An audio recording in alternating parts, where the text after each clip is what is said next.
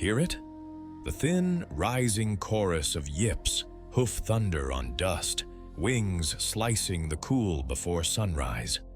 This is Africa's open-air arena, where courage is not measured by size. Ask the honey badger, a walking rebuttal to logic. Grace can defend a life. Watch a gray-crowned crane dance danger away on stilted legs. Strategy outlasts teeth.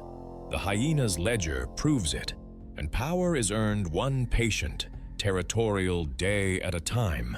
The lion's law written in roars across 5 miles of sky.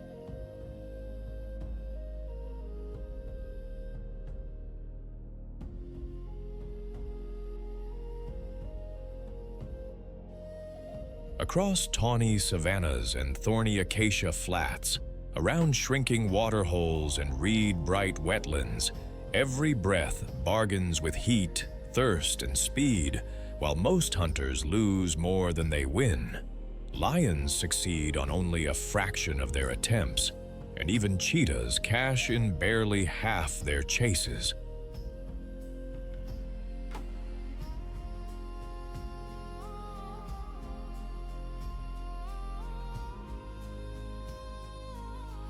But one team rewrites the math.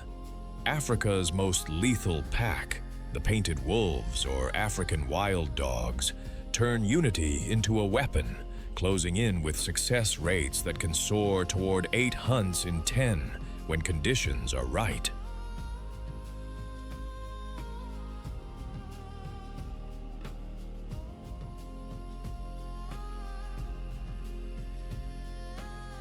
Tonight, we track a relay of precision, feints knifing through tall grass, a break that singles out one calf from the confusion, a long, unbroken chase, and a takedown finished fast, before the shadows of lions and hyenas arrive to test the dog's claim to their hard-earned kill. Tell us in the comments where you are watching from, and who you are betting on.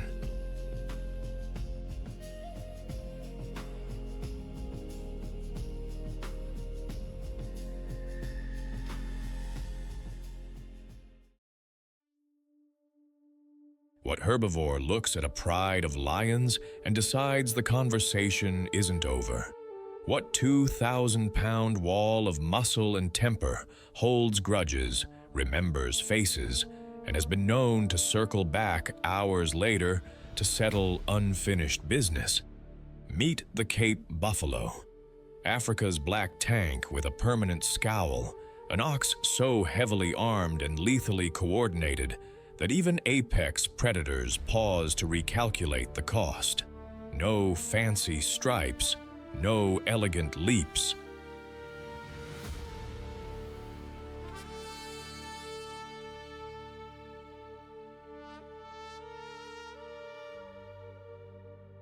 Just a boss-like helmet of fused bone, curved horns sharp enough to gut a Land Rover, and a herd mentality that flips from grazing to full cavalry charge in the span of a heartbeat. This isn't prey that runs and hopes. This is prey that stands, stares, and asks one simple question with blood-red eyes. You sure you want to try this today?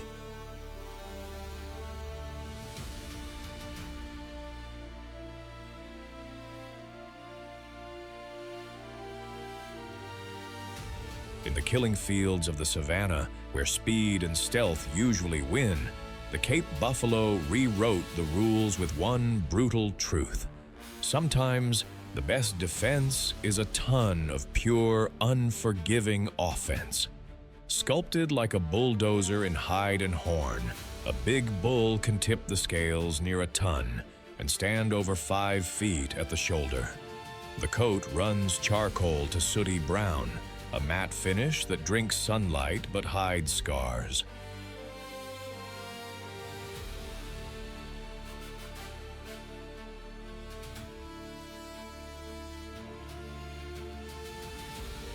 The headline is the hardware. Horns sweep sideways and up, meeting in the middle as a thick helmet. The boss, that armors the skull and turns headbutts into shockwaves. A deep chest, heavy neck, and low-slung head set the center of gravity forward, perfect for driving power into a charge that can hit 40 kilometers per hour in a heartbeat. Cloven hooves splay for grip in mud and on baked clay alike. A whip of a tail signals mood the way a referee uses flags.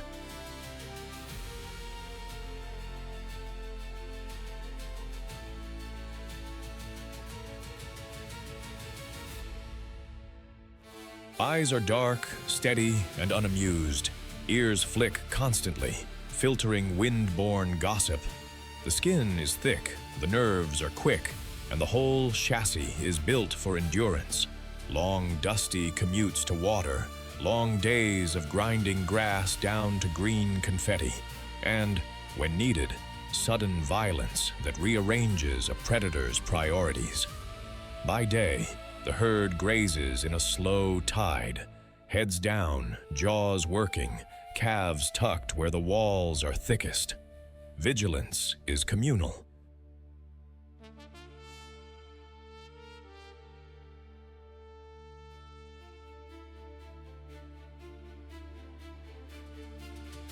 Dozens of eyes and ears stack into one surveillance system that notices the wrong rustle and the extra shadow. When danger tests the edge, geometry answers.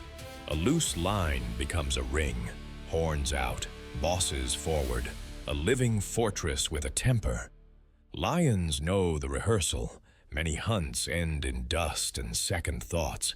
And Africa's most lethal pack, painted wolves, reads the math too.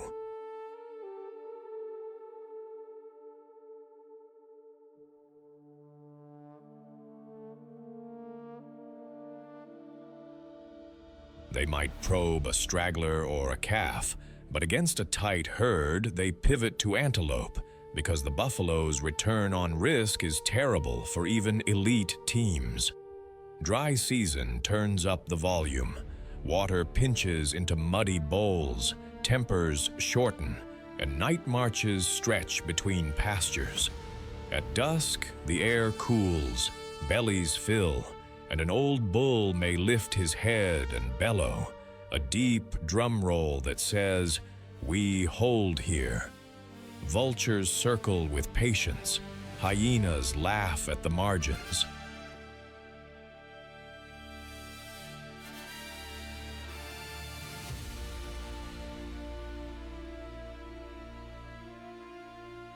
The herd listens, shifts, and waits out the dark like an army bivouacked on its shield. Buffalo society is strength braided with rules. Core herds mix adult cows, their calves, and attendant bulls. Older males often peel off into bachelor groups, the famous Daga boys, who haunt waterholes and thickets with unpredictable attitude.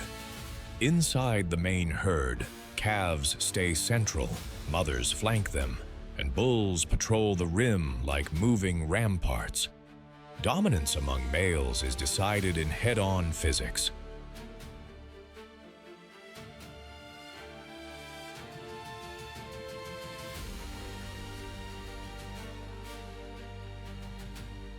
Under a red sky, two titans step from the crowd, knees bent, chins tucked, and slam bosses with a crack that rolls the plain. They shove, feint, reset, and collide again until one yields, newly tattooed with dust and dents. Females carry the sacred continuity. After an 11-month gestation, a 30 to 40 kilogram calf drops, is licked into circulation, and stands on wobbling stilts within minutes.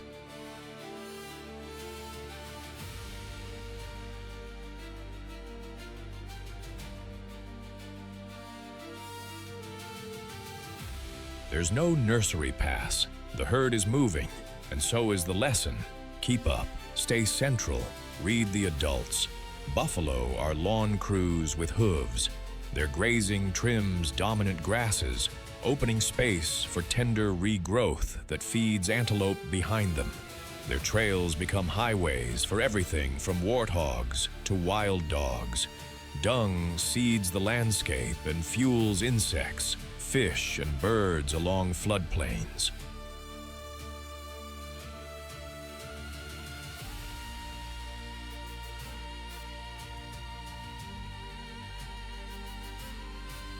They're also keystones in the predator economy. Calves and compromised adults feed lions and hyenas, yet their defense shapes when, where, and how predators hunt. Conservation status is generally least concern, but local declines track shrinking habitat, conflict with cattle, and disease. Corridors, water stewardship, and community conservancies keep the wall intact. In a continent famous for solo heroes and swift packs, the African buffalo reminds us that power can be plural.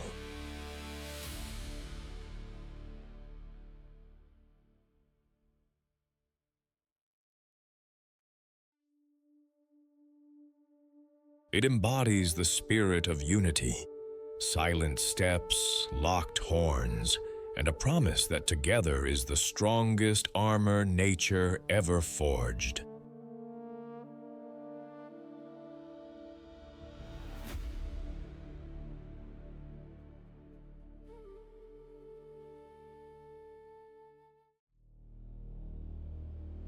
What kind of predator weighs half a ton, but moves through the forest like a whispered secret?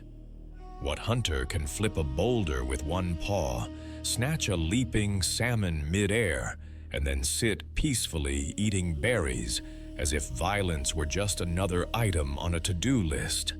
Meet the brown bear, the tiger's silent sovereign, a creature so perfectly calibrated between brutal force and patient calculation that even the word predator feels incomplete.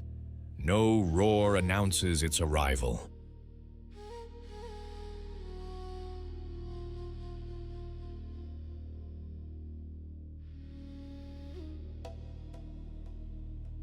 No pack shares the workload, just amber eyes reading the river like sheet music, claws that can rip or caress, and a body built to survive months of absolute nothingness, buried beneath snow. This isn't just survival.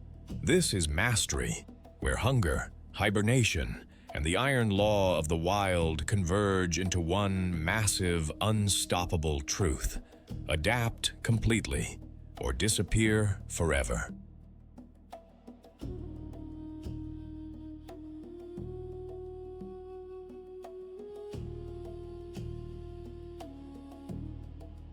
Painted by nature in shades of peat and smoke, the brown bear wears a heavy coat layered for weather with a hump of muscle over the shoulders. Its built-in winch for digging, sprinting, and hauling salmon from whitewater. A big male can top 300 kilograms in coastal runs, where fish are plenty. Inland bears run lighter, but no less formidable.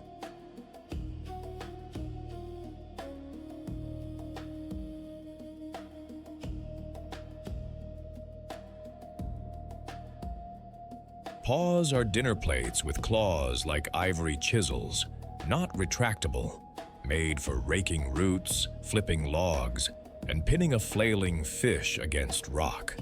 The skull is a fortress with a sense of smell so sharp it reads the forest's inbox miles away. Berries ripening, a carcass hidden, a rival's cologne on a sap-scarred spruce. Dense underfur traps heat. Guard hairs shed rain and sleet.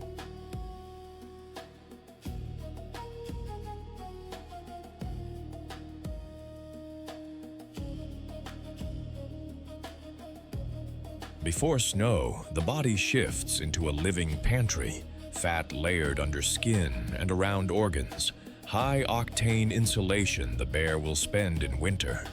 Inside, a remarkable switch flips. Hibernation.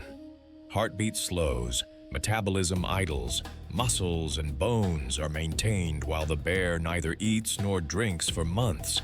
an energy budget balanced like a master accountant in fur. Summer is a grocery list with legs and roots. Berries stain muzzles purple, beetles crunch, meadows provide tubers.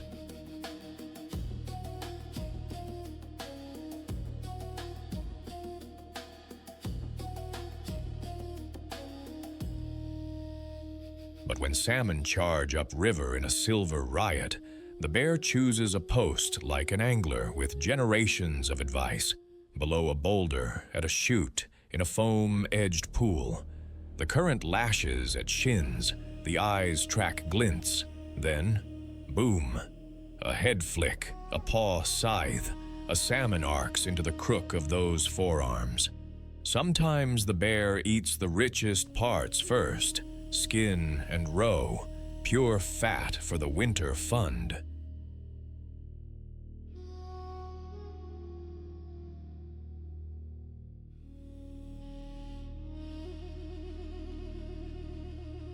Downstream, a mother wades with cubs, teaching the curriculum. Brace diagonally to the flow, feel the fish through your paws, strike where the water breaks wrong. When a cub slips, she resets the lesson with calm repetition. Here, learning is relentless. As days shorten, dens call, caves, root-wrapped hollows, riverbanks carved into sanctuaries.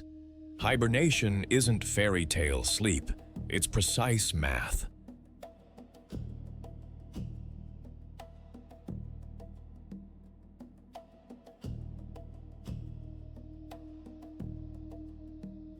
Pregnant females give birth in the dark to 2 or 3 bean-sized miracles that grow on milk rich as cream. Spring cracks the ice, and life spills out of the door, turning stones for larvae, sniffing fox tracks, flinching at eagles' shadows, graduating to the river's murmur and its ambushes. Brown bears live mostly solo, running on overlapping maps negotiated with scent, tree scratches, and the occasional blunt memo written in scars.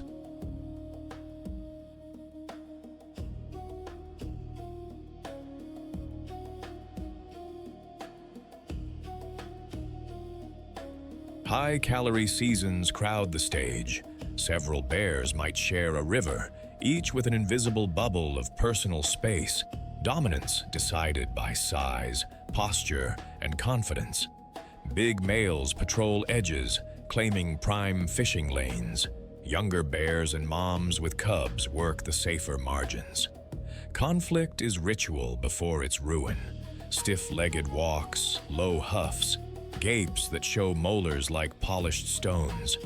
If nobody blinks, the crash is brief and brutal. Mothers are iron with a soft voice.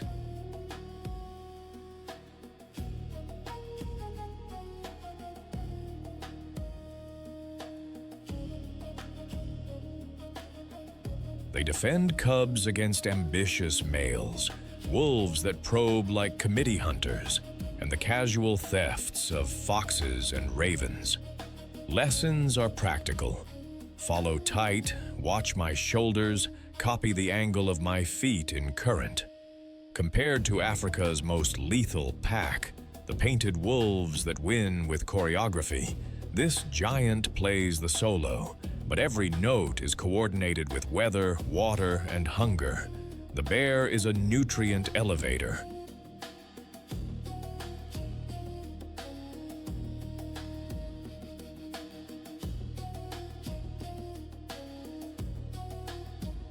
Salmon caught in the river become fertilizer on the bank. Half-eaten fish and rich scat feed fungi, insects, shrubs, and trees, hauling ocean nitrogen into the forest. Trails carved by heavy paws turn into wildlife highways. As omnivore and sometimes predator of deer or elk calves, it reshapes behavior at river edges, giving willows and alders room to grow. Its winter engineering, dens, and diggings adds pockets of habitat to a complex mosaic.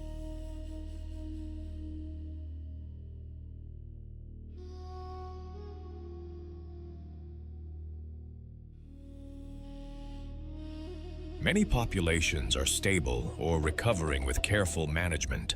Others face pressure from habitat fragmentation, conflict, and unsustainable hunting. Keep rivers clean, corridors open, and fish runs thriving, and the bear's calendar keeps perfect time. In a series about apex teamwork, the brown bear is the counterpoint, a symbol of quiet mastery.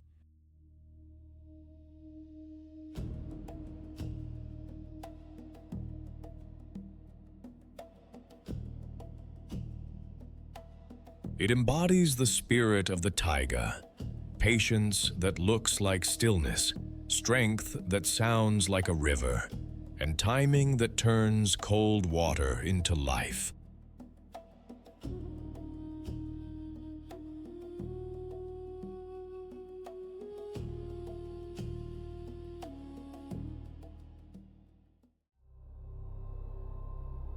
What predator commands the savanna not with speed, but with strategy written in muscle and patience? What hunter can sleep 20 hours, then wake to orchestrate a takedown so coordinated it looks choreographed? Lionesses flanking, males blocking, every angle covered, every escape route sealed.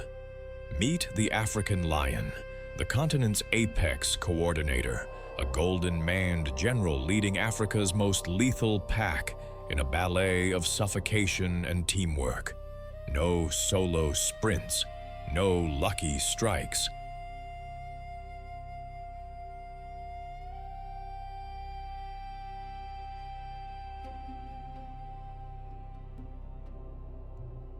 Just calculated aggression, synchronized pressure, and the kind of collective intelligence that turns a Cape buffalo into a shared feast. When the pride moves, the savanna rewrites its survival manual, because here, it's not about who runs fastest. It's about who hunts smartest, strikes hardest, and never, ever hunts alone. This is the African lion, prowling the grasslands, open woodlands, and thorn bush mosaics, from the Serengeti to the sun-scorched Kalahari.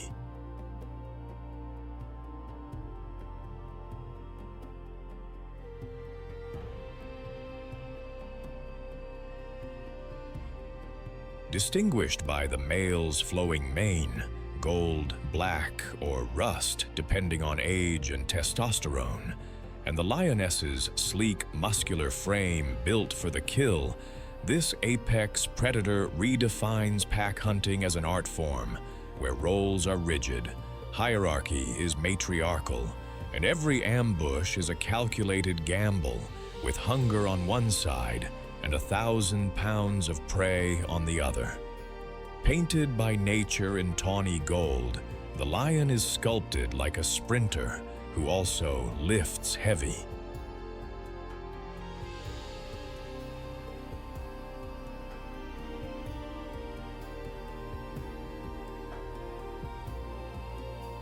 Males can top 200 kilograms, with shoulders that rise like small hills and a broad chest built to drive power through short, explosive sprints.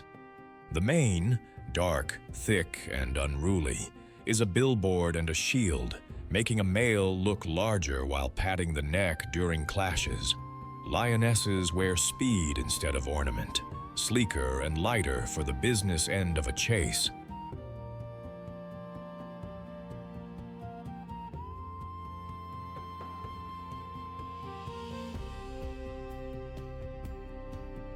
Eyes brim with night-friendly rods, turning starlight into usable detail. The nose is a map of sense. Whiskers are motion sensors that read the grass like braille. Paws spread for traction and silence. Claws stay hidden until the final hooking moment, and canines slide like ivory daggers past windpipe and spine. A black tufted tail functions as a flag in tall grass. One flick can cue the pride.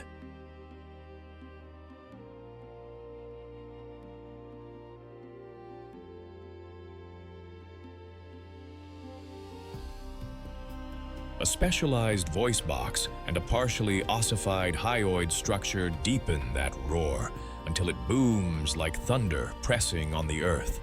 Built for bursts, not marathons, the lion trades distance for decisive impact. Daylight bakes, lions chill. They rest in shade for long hours, then switch on at dusk, dawn, and night.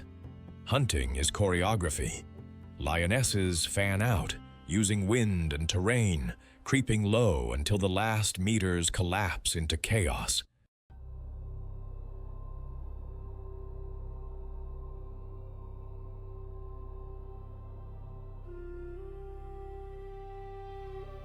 Zebras, wildebeest, and antelope headline the menu.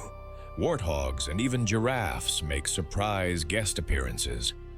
On a good evening, a feint draws the herd's focus, a flanker cuts the lane, and one lion hits with a wrestler's drive, while others anchor the takedown. You can almost hear the play-by-play in those tail flicks. Success is never guaranteed.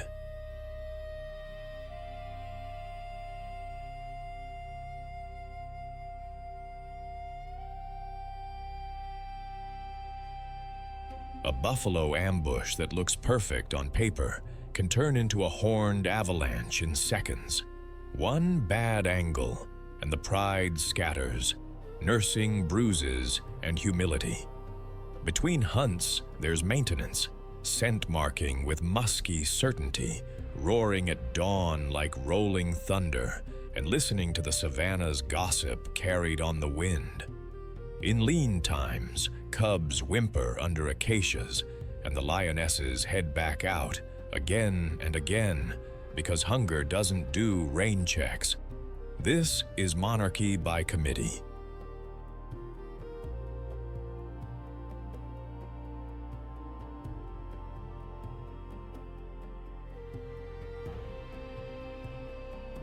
A pride is a circle of related females, their cubs, and a coalition of males holding the territory. Lionesses are the engine, cooperative hunters, vigilant mothers, and strict teachers. Cubs learn by pouncing on patience, mock hunts, clumsy charges, the first lessons in stealth and timing. Females sometimes synchronize births and share nursing, creating a nursery with multiple bodyguards. The males? Bodyguards with policies.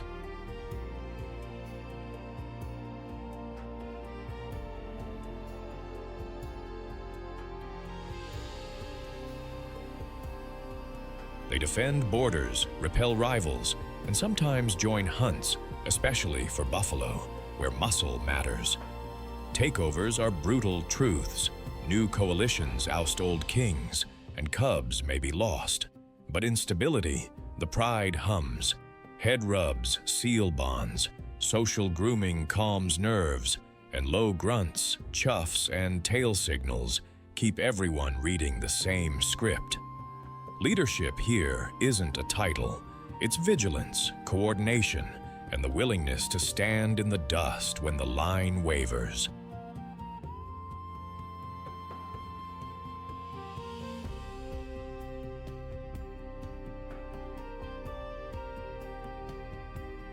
As apex predators, lions rewrite herbivore behavior, keeping grazer numbers and movements in check and shaping where grasslands rest and recover. Their leftovers feed hyenas, jackals, vultures, and a dozen small opportunists, the dinner bell for the cleanup crew. Competition with hyenas sharpens strategy and stamina, a nightly chess match written in tracks and echoing laughs.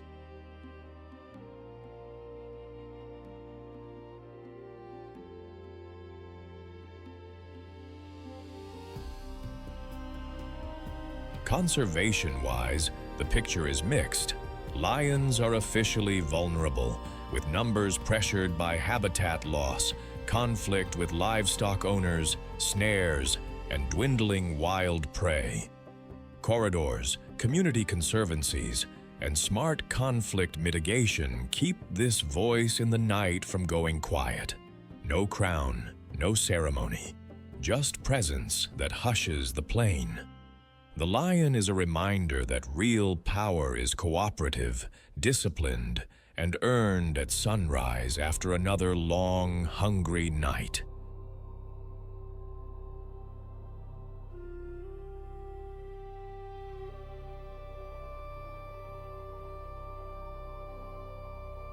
It embodies the spirit of a kingdom where survival is a team sport.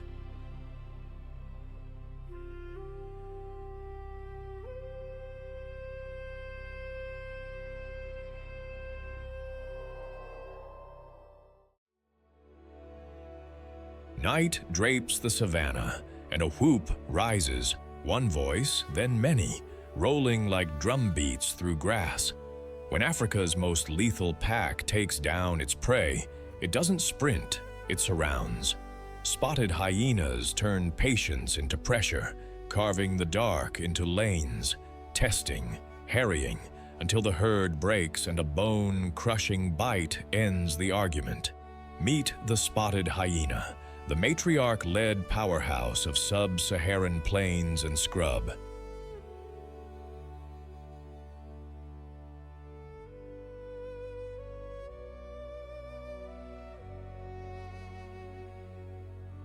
Broad shoulders, a thick neck, a speckled coat, and jaws engineered to crack femurs.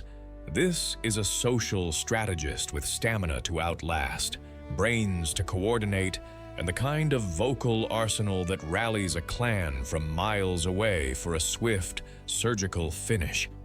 Painted in earth tones and freckled with spots, the hyena looks like it was assembled by a practical engineer.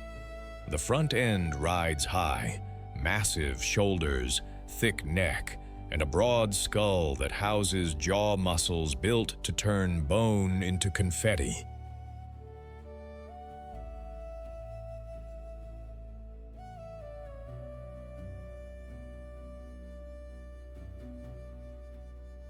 Adults can reach up to 80 kilograms, with females often larger and in charge.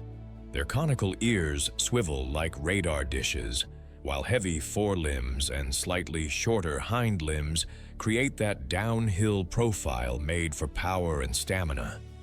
Inside the mouth is where the legend lives. Premolars shaped for crushing, carnassials that shear, and a bite force that snaps thick bones most predators ignore.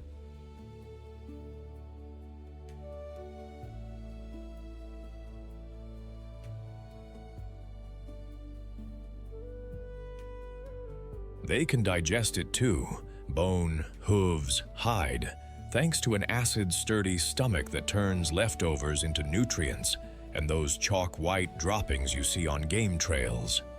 Non-retractable claws add traction in long chases. A coarse coat shrugs off thorns. A muscular tail flags signals through grass. Scent glands beneath the tail swipe paste onto grass stems. Scented signposts that map the night.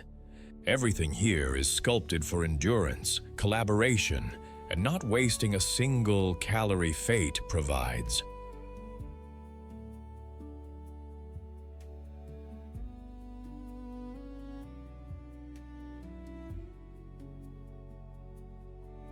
Dusk is clock-in time. Under the cooling air, hyenas spread like an invisible net.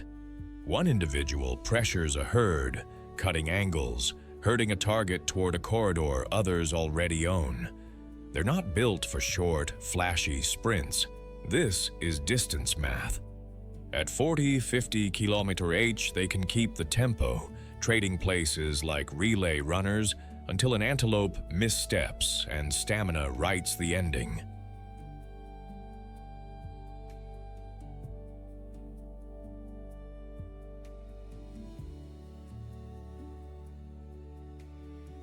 Yes, they scavenge when it makes sense, but more than 2/3 of their meals come from their own hunts, efficient, ruthless, and timed to the wind. Communication is a toolkit, deep whoops that carry for kilometers to summon allies, grunts that coordinate movement, and that high giggle that spikes during fights or frantic feeding. They eat fast, faces buried, ears pinned, because lions can arrive like thunder, and African wild dogs are always listening for opportunity.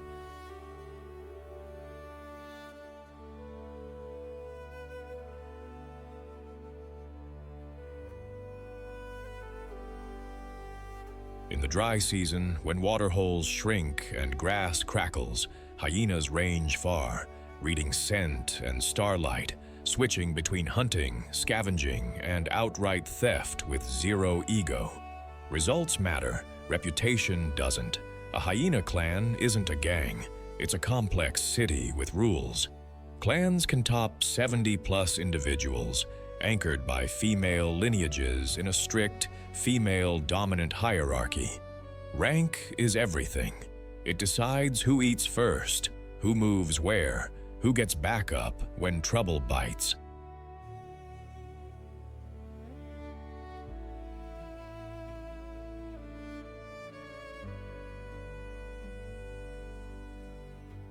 Greeting ceremonies. Tails high, mutual sniffing, a tangle of legs, refresh bonds and reset tempers. The communal den sits at the heart of the territory, a fortress of tunnels where cubs, born nearly black, tumble at the entrance while mothers stand guard. Hyena moms invest big, nursing for over a year with some of the richest milk in the mammal world. Cubs learn through shadowing, mock chases, and the chorus of clan life. Conflict is constant calculus.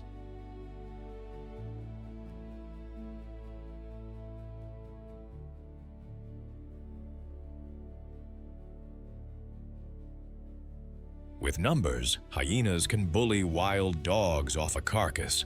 Against lions, they harass, mob, and probe. But they know when to melt into the grass.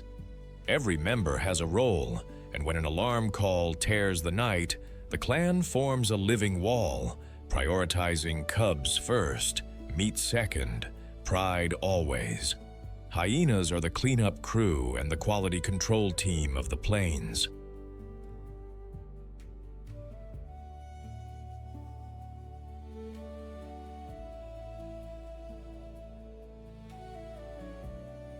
By hunting persistently and stripping carcasses clean, they curb disease, recycle minerals, and pressure herbivores into healthier, warier herds. Their bone-crushing niche turns waste into fuel, a service few can perform. Least concern on paper, they still pay for a bad PR campaign, persecution, snares, shrinking habitats. Where communities benefit from wildlife and rangers keep corridors open, the clan's chorus keeps rolling over the grass.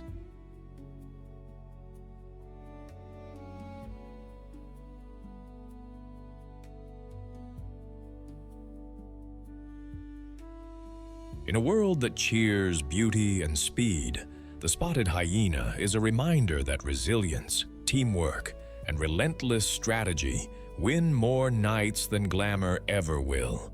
It embodies the spirit of survival by spreadsheet, cold numbers, warm loyalty, and a laugh that means, "We've got this."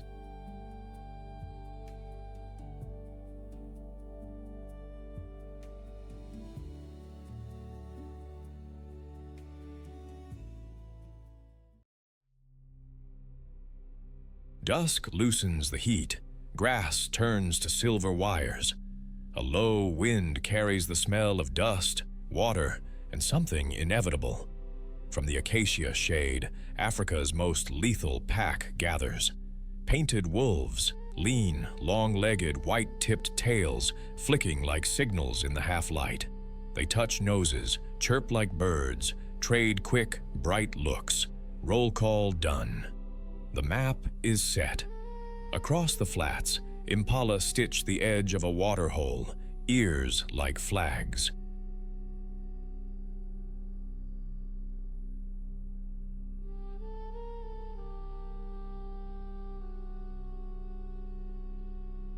A young kudu lingers near the reed line, one stride off rhythm. Farther out, zebras bunch. A fish eagle cuts the quiet with a clean scream. On the bank, a crocodile impersonates absence. Hippos grumble warnings from the channel. This is a boundary with teeth. The pack explodes without shouting. 2 swing wide, ghosts in the grass. 3 move up the center, unspooling speed. A tail snaps. Left.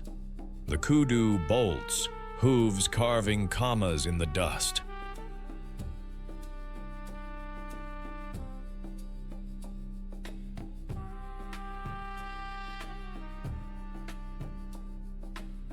Impala flash, pronk, and clear a gully in flying arcs. The wolves don't pick everything. They choose the one mistake. Relay begins. The front runners press until lungs burn, then peel off. Fresh legs flood forward. They steer the kudu toward soft sand and bad choices. Hyenas pace the horizon, laughing debts they haven't earned yet.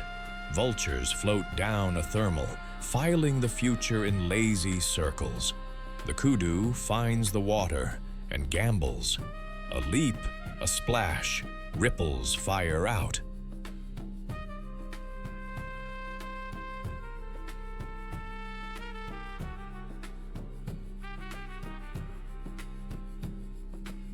For a heartbeat, the river holds it. One dog veers back. Crocodile math says no. The kudu claws up the opposite bank, stumbles, saves itself. Not today. Back on the flats, the chosen path closes. A flanked team boxes the kudu toward open ground, away from thorn, away from cover. A final surge, a trip, a pin. It ends fast, because that is the rule the wolves keep for others and themselves. Silence returns as quickly as the sound began. Pups arrive with the second wave, bouncing on oversized paws.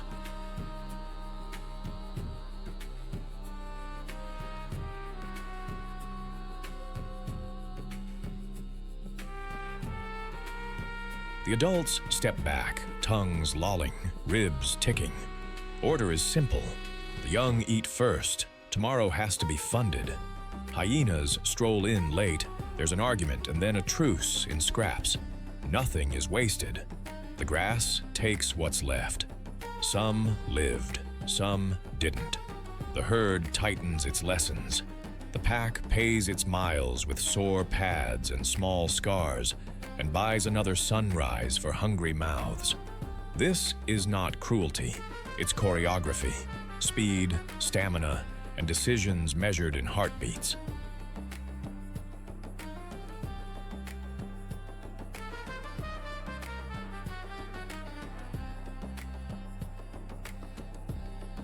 If this hunt pulled you to the edge of your seat, tap like, subscribe, and tell us in the comments which moment froze your breath and where you're watching from.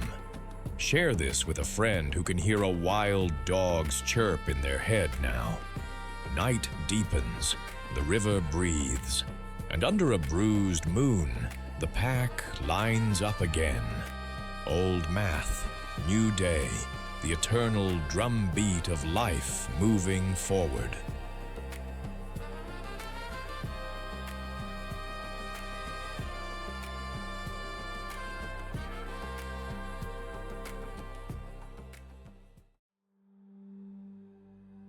What moves across the scorched outback like a biological pogo stick with a PhD in physics?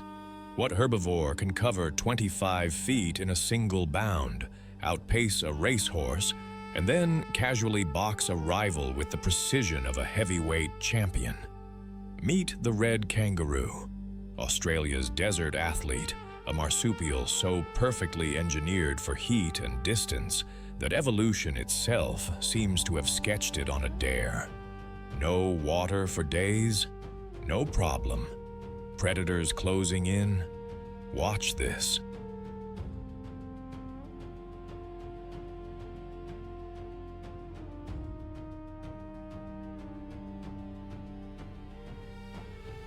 with legs built like industrial springs, a tail thick as a tree trunk for balance, and a resting heart rate that drops to near hibernation levels.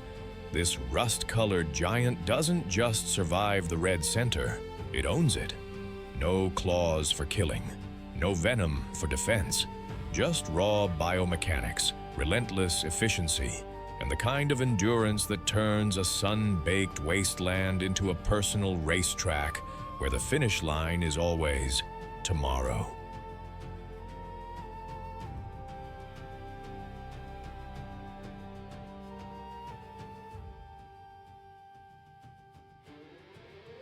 Sculpted by evolution for spring-loaded travel, a big male stands over 2 meters tall and can weigh up to 90 kilograms. Chest broad, forearms corded, thighs like coiled steel. The palate is pure outback, rusty reds and sandy browns that blend with spinifex and dust. Their hind legs are biological pistons. Long tendons store energy like bowstrings, releasing it in elastic bursts that fling them 9 meters in a single bound at speeds up to 70 kilometers per hour.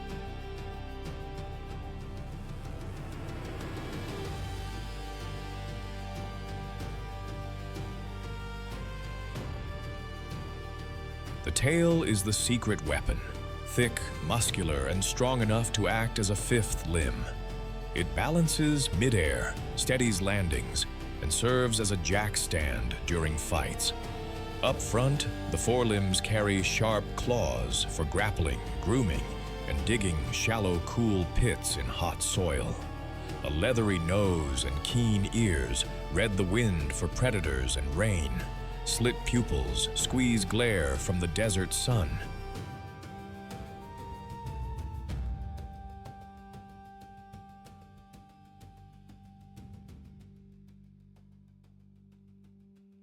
Inside, the engineering continues.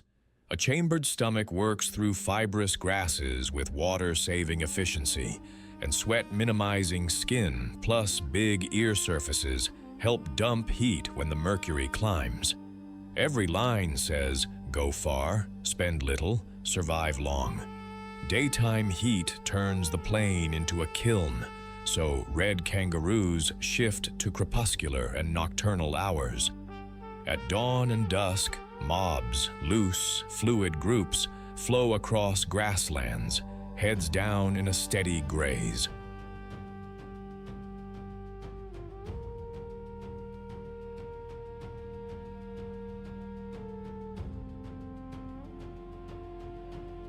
They browse grasses and forbs, nibbling green where they can find it, then bed down in shade, licking forearms to cool blood and scraping shallow hollows to rest. When the dingo, their native dog, ghosts the horizon, the tempo changes. The mob explodes into bouncing geometry, each leap a physics lesson. Dingoes pick the young or the lagging, but a dominant male can rewrite the ending. Tail planted, chest up, he launches a 2-footed kick that lands like a pile driver.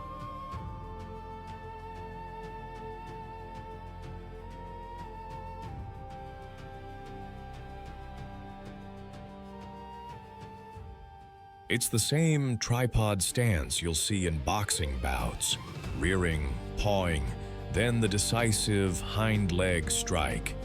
In deep drought, water holes shrink and options fade, but kangaroos are masters of thrift.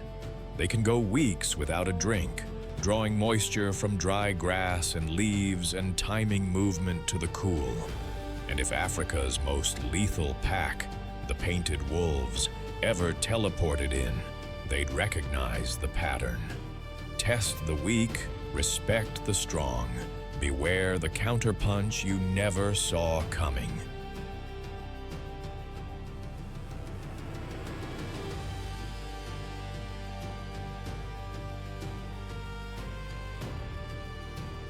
Red kangaroos live in fission-fusion society. Individuals join, split, and rejoin mobs as food and water dictate. Within that drift, there's order. Big males, boomers, shadow the groups, sparring for status and breeding access. Boxing duels are rituals with consequences, circling, paw jabs, collar ties, then tail-supported kicks that can end the argument instantly. Most contests stop short of serious injury. The point is to measure, not maim. Females, does, are the continuity engine.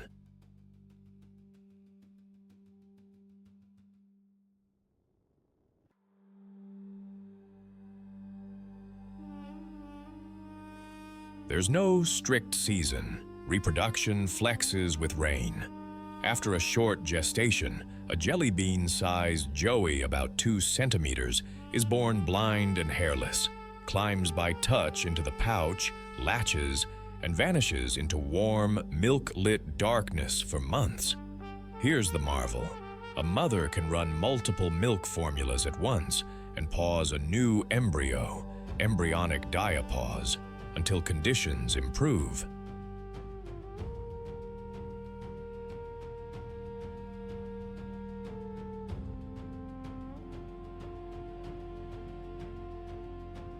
As the pouch youngster grows, it peeks out, then makes clumsy test hops, retreating to base when danger or fatigue looms. Lessons are patient and practical. Follow, feed, freeze, and leap when the lead does. These athletes are also landscapers. Their grazing shapes plant communities, keeping coarse grasses in check and promoting fresh growth that benefits invertebrates and other herbivores.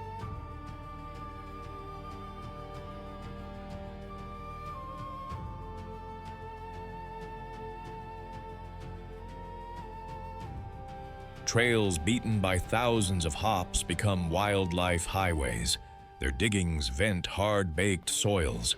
Their presence fuels a web. Dingoes, wedge-tailed eagles, and large pythons take the young, while carcasses feed insects and scavenging birds. Adaptations to aridity, water frugality, heat management, and night movement. Let them ride out punishing droughts that empty the plain of less flexible species.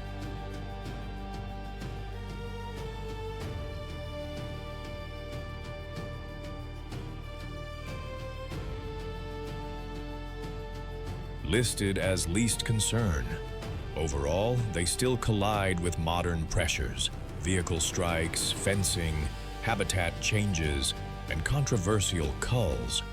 Where rangelands are managed thoughtfully and crossings are safe, the mob keeps moving and the grass keeps recovering behind them. In an episode obsessed with packs and pursuit, the red kangaroo is a solo thesis on efficiency and nerve.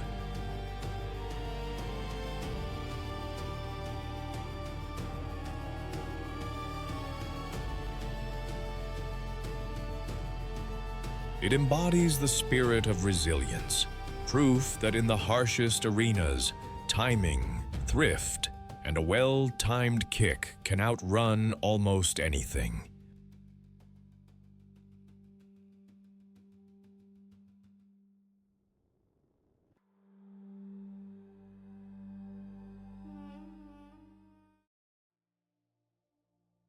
What moves like silk but thinks like a chess player 3 moves ahead? What turns a simple drink into a high-stakes gamble where every sip could be your last? Meet the impala, the savanna's ballet dancer with a PhD in paranoia, an antelope so finely tuned to danger that even its shadow seems to listen. Slender, swift, and crowned with horns that curve like ancient scimitars, this herbivore doesn't just survive Africa's killing fields, it performs there. Every leap is a calculated risk.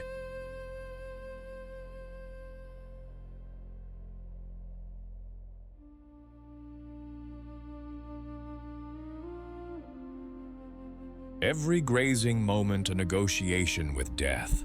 No armor, no venom, just reflexes sharper than a cheetah's focus and a body built to turn panic into poetry. In a world where predators read the menu daily, the impala rewrites the script with one simple rule. If you can't fight back, make them chase perfection. Impalas are elegance engineered. Standing around 90 centimeters at the shoulder, they're all slim lines, long cannon bones, and spring-loaded tendons.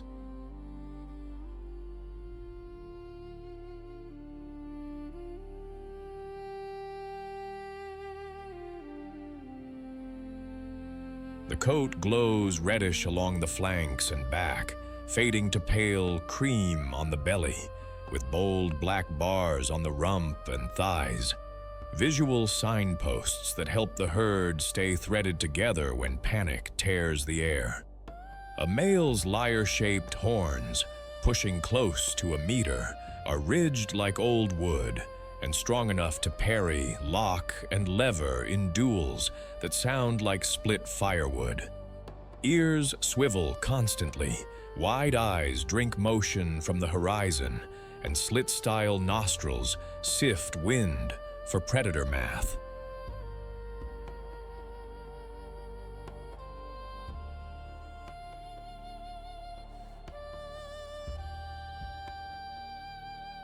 Under the hood, everything whispers efficiency.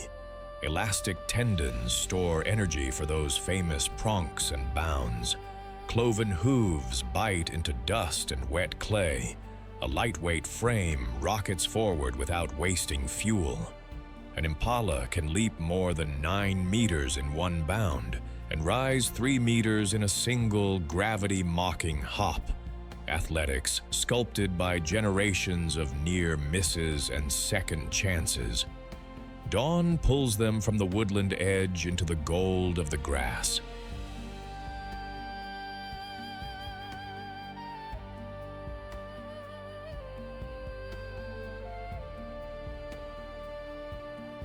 Heads drop, lips clip tender shoots and forbs, and every few seconds a face lifts to check the world's honesty. The escape plan is rehearsed daily. When danger stirs, cheetah shadow, leopard ripple, or Africa's most lethal pack, the painted wolves fanning out like a moving net, impalas switch to chaos with purpose. They jink, they zigzag, they pronk high with stiff leg leaps that scream, "I see you, and I've got fuel to spare."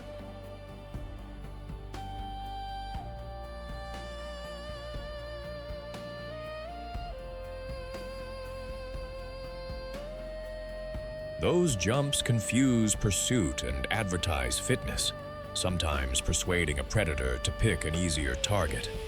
Against wild dogs, endurance specialists that hunt with relay precision, impalas try to break the geometry, sprint to thickets, cross stony patches that punish pads, leap gullies where momentum stutters. At water, caution doubles. Rivers are mirrors that lie. Beneath the glare, a crocodile might be counting blinks.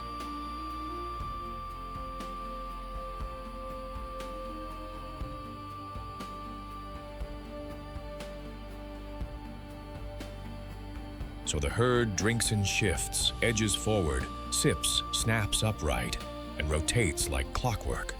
One mistake, and the surface explodes into teeth and foam.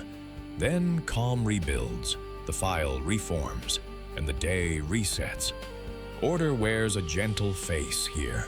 Female herds move with their young in composed companies, while territorial males hold the edges like doormen, escorting, posturing, scent marking with ankle glands and forehead rubs. When the rut arrives on a hot wind, the savanna turns into an arena.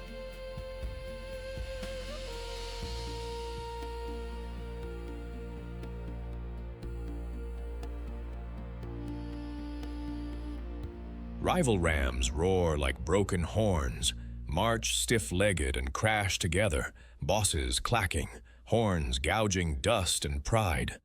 Most bouts end before blood. The point is rank, not ruin. Victors gather harems and patrol furiously. Losers drift to bachelor groups to bulk up and try again. calving timed to good rains, floods the plain with wobbling legs and new eyes.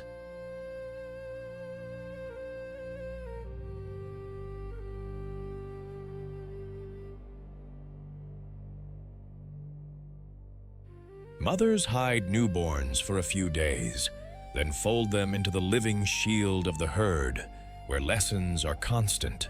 Freeze when I freeze, follow the black flag of my tail, run before the wind lies. Impalas are the heartbeat of the mid-trophic savanna, prime prey for cheetahs, leopards, lions, hyenas, and especially painted wolves, whose success rate climbs when they dial their choreography to impala rhythm.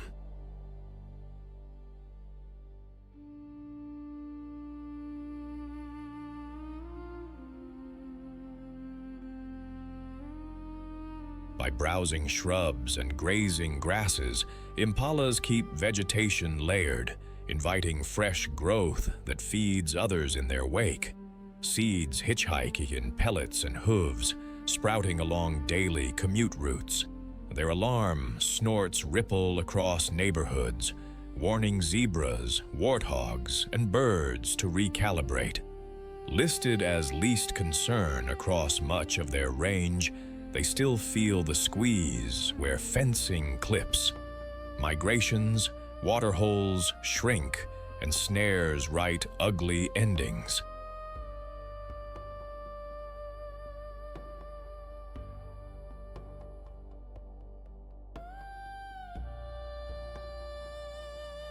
Keep corridors open and water honest, and the herd's music continues.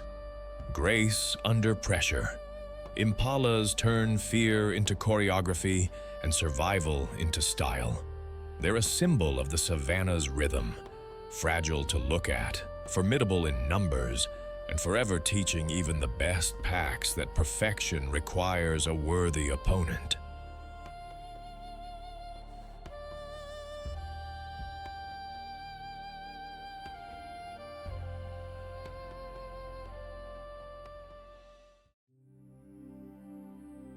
What kind of creature walks through hell with the composure of royalty?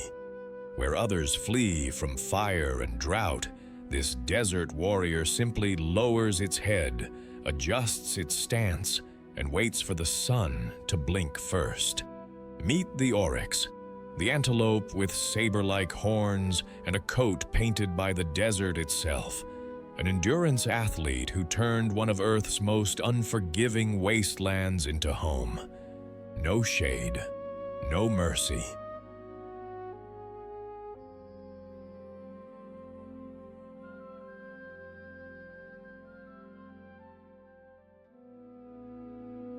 Just pale sand, shimmering heat, and a pair of horns sharp enough to make even Africa's apex predators reconsider their lunch plans.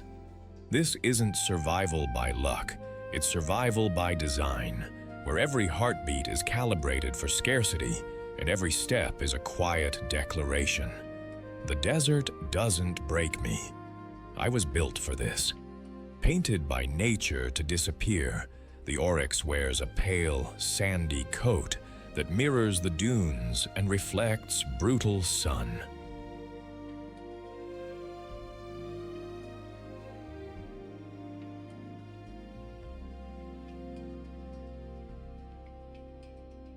Dark facial stripes and side markings run like ancient tattoos, signature camouflage that breaks glare and helps manage heat while erasing the animal's outline at distance.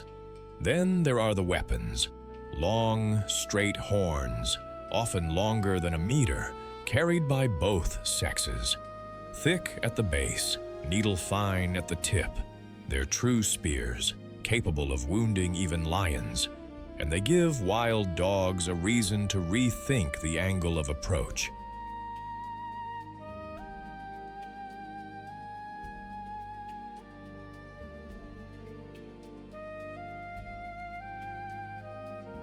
A deep chest anchors powerful shoulders.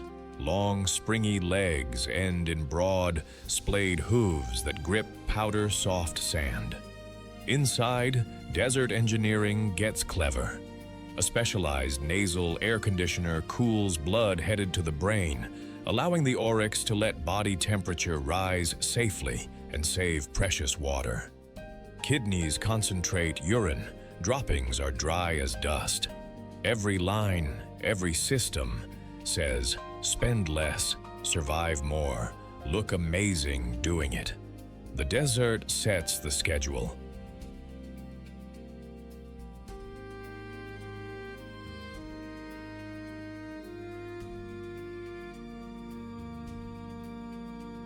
Dawn and dusk are mealtimes, grazing sparse grasses, browsing tough shrubs, nosing out fallen pods and digging for roots and bulbs. In a good year, they'll raid wild cucumbers and sama melons, sipping water by eating it. Midday is stillness. Backs to the breeze on dune crests, hooves tucked into shade, ears barely moving while the sun swings its hammer. But stillness is not softness.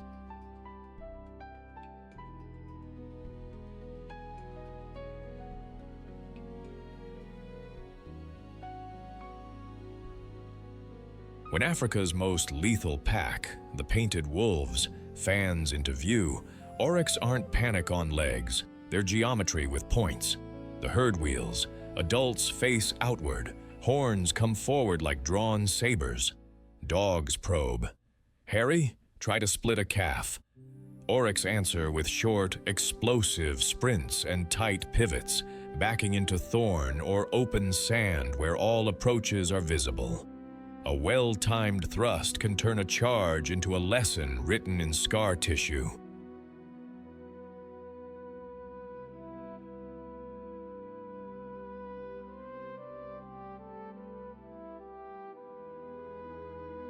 Against lions and hyenas, defense is the same language. Keep the distance wide, the angles bad, the points honest. Nights in the dry season stretch long as they track rumor-thin pastures, traveling by star and memory along routes their ancestors scored into this country of wind. Oryx society is fluid, tuned to rain. Mixed herds of a dozen to several dozen drift between pans and grass tongues, led by experienced females who know where last year's seed became this year's green.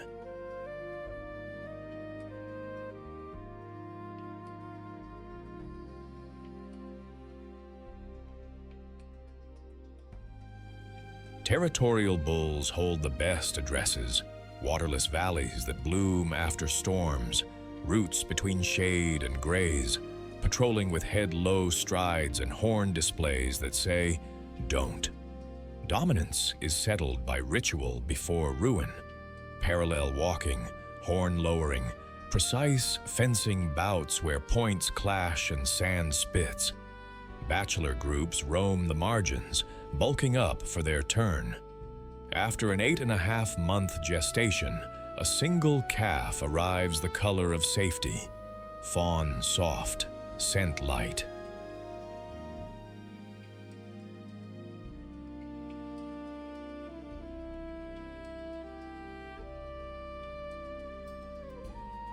For the first weeks it hides, rising to nurse and collapsing back into invisibility while the herd forages nearby. Mothers are calm, then volcanic. One threat too close, and she's a set of moving spears with a heartbeat.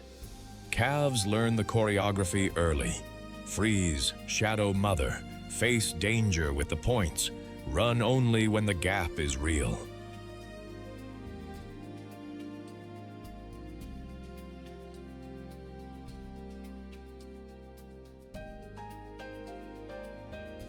As the desert's gardeners, oryx prune hardy grasses and shrubs, nudging plant communities toward fresh growth that feeds hares, bustards, and springbok in their wake. Seeds hitch rides in hooves and pellets, sprouting along ancient paths. Shallow diggings expose moisture and tubers that smaller animals exploit. They're also the high-stakes prey that keep top predators honest. powerful enough to injure a lion, swift enough to stretch a wild dog's math.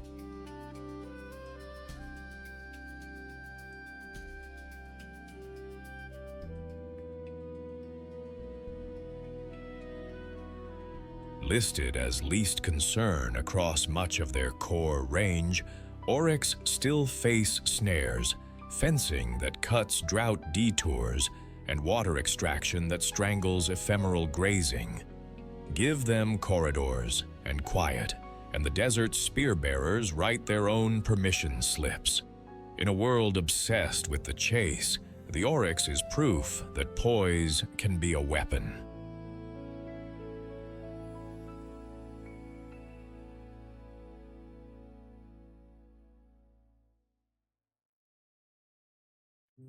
It's a symbol of endurance under a merciless sky, beauty wearing armor, calm with teeth in it, and a reminder that even the finest packs think twice when the sand rises and two silent blades point their way.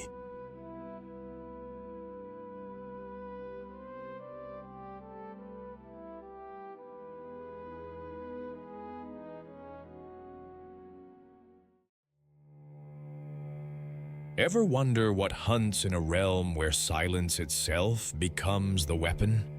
Where muscle and shadow merge into something so precise that prey never hears death coming until teeth find throat. Meet the leopard, Africa's ghost with rosettes, a solitary architect of ambush who rewrites the rulebook on power. No roaring entrance, no backup crew. Just cold calculation wrapped in fur, amber eyes that measure distance in heartbeats, and a bite that ends arguments before they start.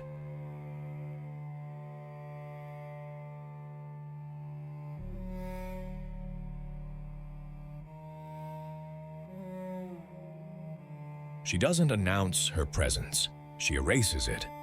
Built for the in-between, between light and leaf, sound and hush, the leopard is compact power in velvet.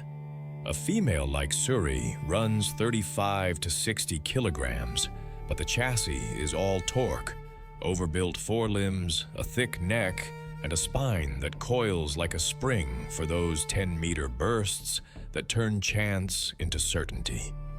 Retractable claws stay scalpel sharp for the last meter of a hunt, and for the next part, climbing.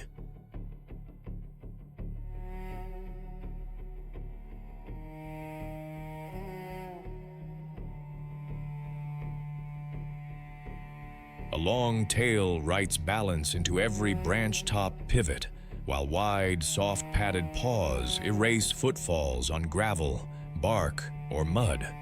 The skull is a press, canines drive deep, and a dew claw acts like a hook when she grapples a struggling antelope. Vision leans nocturnal, with a tapetum lucidum to catch starlight. Whiskers map space, reading breeze and branch like braille. The coat isn't just gorgeous, it's a thermal compromise and a camouflage algorithm, breaking edges in sun-splintered shade.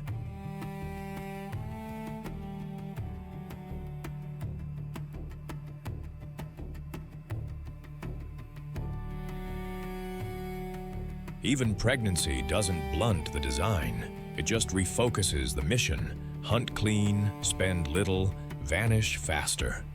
Suri's day is a schedule of restraint. Before sunrise, she moves the creek line, slipping under reeds where drifted leaves spin slow circles. A careless antelope bends to drink. The air tightens. One silent rush, a throat clamp, and the struggle is already past tense.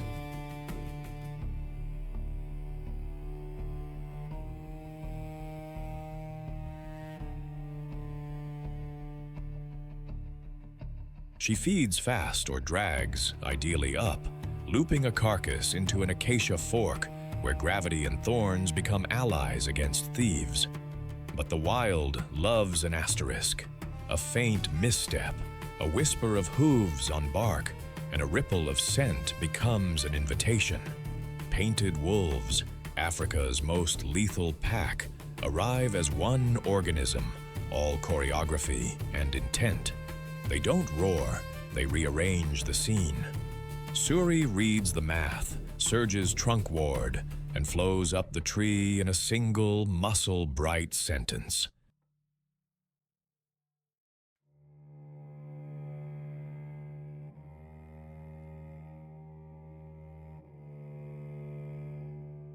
From her green balcony, she watches the pack deconstruct her work with surgical speed. No tantrum, no wasted risk, just a long look that files the lesson. Back at the den, tucked in dense shrubs, life narrows to milk and vigilance. When a troop of monkeys discovers the hideout and sets the forest ringing, she relocates the nursery in relays, cub by cub, vanishing between alarms. Dusk to dawn, she hunts edges, marks routes, and resists the urge to spend more energy than tomorrow can afford.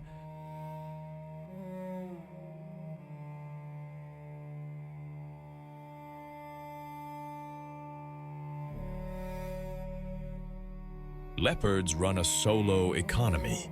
Territories overlap in a layered map of scent, urine sprays, scrape marks, and the rasping saw call that sounds like a handsaw through timber. Males patrol larger ranges, intersecting the smaller, resource-rich cores of females. Meetings are brief and to the point outside of mating windows. After roughly 3 months gestation, a female dens in cover, termite mounds, root caves, or thick shrubs, and delivers 2 to 3 cubs, damp, blind, and utterly dependent.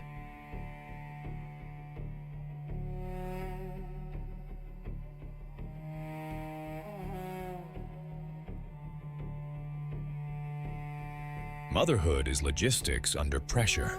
She moves den sites every few days to dodge the nose of hyenas, the curiosity of baboons, and the opportunism of lions and wild dogs. Lessons start at a wobble, freeze at unfamiliar sounds, read wind like scripture, follow the curve of my tail.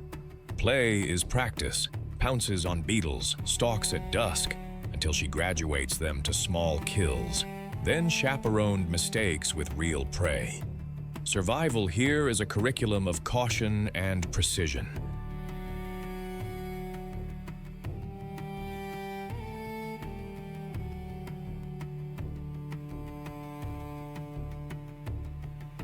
As an apex ambusher and consummate generalist, the leopard trims antelope, warthog, and primate numbers, sculpting where and when herbivores feed. Tree caching spreads nutrients into arboreal larders. What she doesn't eat rains down to hyenas, jackals, vultures, and ants. Her rivalry with packs and prides, painted wolves, lions, pushes her up trees and into off hours, partitioning the landscape by time and height.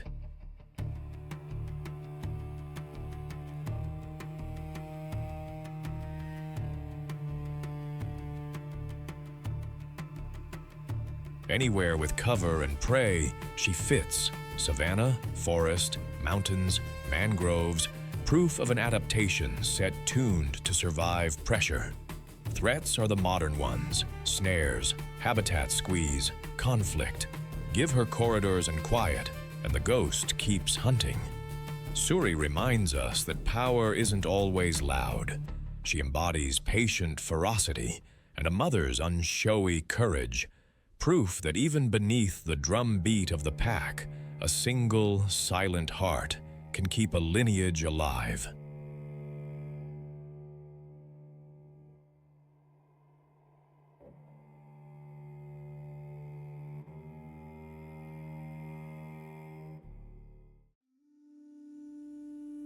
When Africa's most lethal packs tighten the noose, a small black and white shadow doesn't bolt.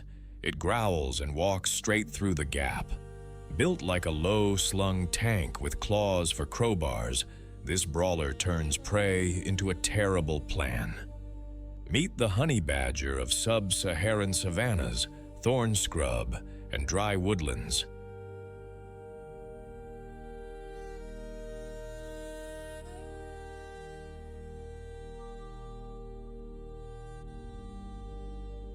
With a bold silver mantle over jet black fur, loose armor-like skin, and excavator claws, it raids hives, shrugs off venom, and will square up to hyenas, wild dogs, even a lion, just to make a point. Painted in two bold strokes, jet black below and a pale gray cape from forehead to tail. The honey badger looks like it's wearing a warning sign. Its body is compact and muscular, with a neck like a coiled spring and shoulders built for demolition.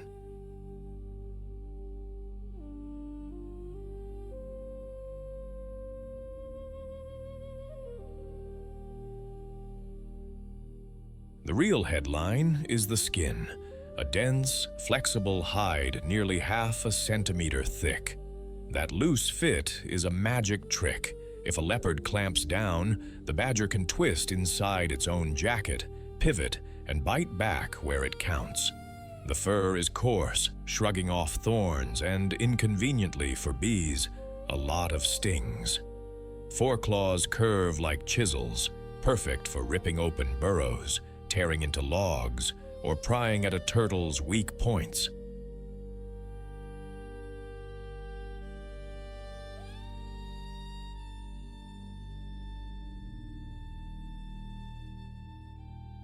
The ears are tiny, less to grab, the jaw muscles are overbuilt, and the teeth are built for cracking, slicing, and not letting go. Add tough foot pads, a musky scent gland that says back up, and a frame that can absorb punishment, and you've got a pocket-sized tank. As the light drains from the grasslands, the honey badger clocks in. Mostly nocturnal, it glides through thorn and dust with a nose that can find a mouse 2 feet under hardpan.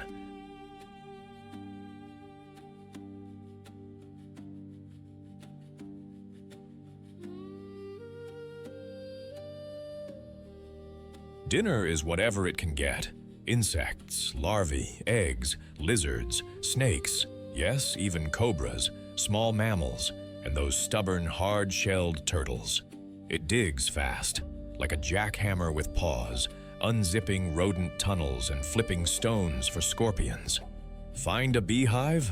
That cape becomes a fire suit. It punches through wax and wood, slurps honey and brood, and takes 100 stings like mild insults.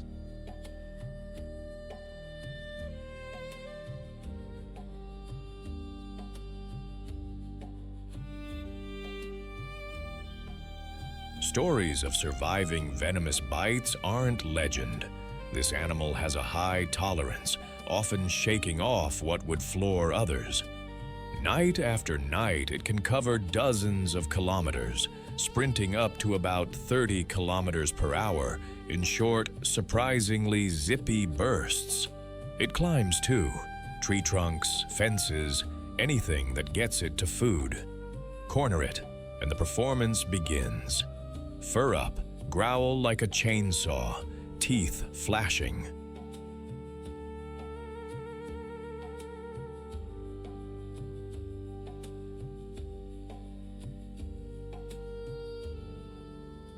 Packs of African wild dogs, Africa's most lethal team players, will sometimes circle and test, then decide their time is better spent elsewhere.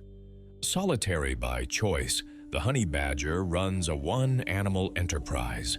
Territories overlap, but everyone leaves scented memos at prominent tufts and stones using that potent anal gland. Communication is low and direct, grunts, hisses, and a ripping growl that delivers the message faster than subtitles. Most partnerships are seasonal.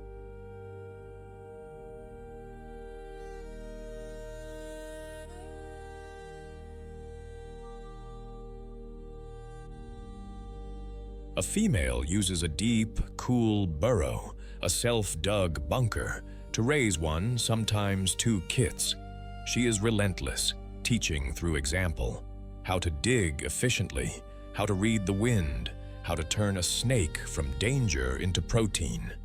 Youngsters shadow her for months, learning the badger way of solving problems with tools they carry on their paws. Encounters with big predators are frequent physics lessons. Lions and leopards know the script. Many step off after the first badger counterpunch.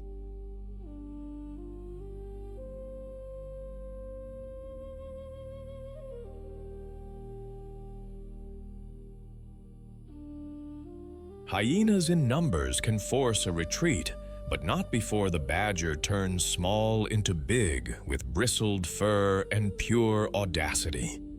This scrapper is also a maintenance crew. By digging for rodents and insects, it aerates soil and reshapes seed beds.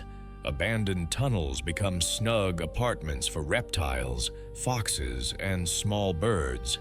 It pressures rodent populations, raids overabundant hives, and recycles carrion when opportunity knocks.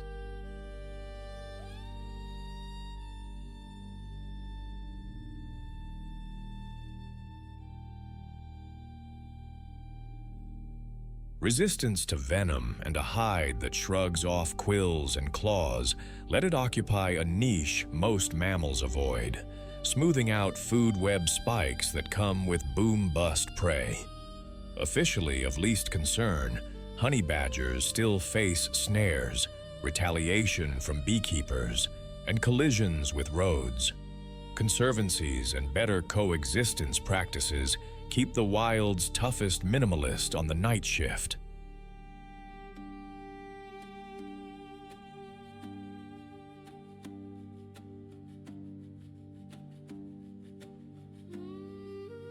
In a landscape ruled by prides and packs, the honey badger is a reminder that courage can be compact and unnegotiable.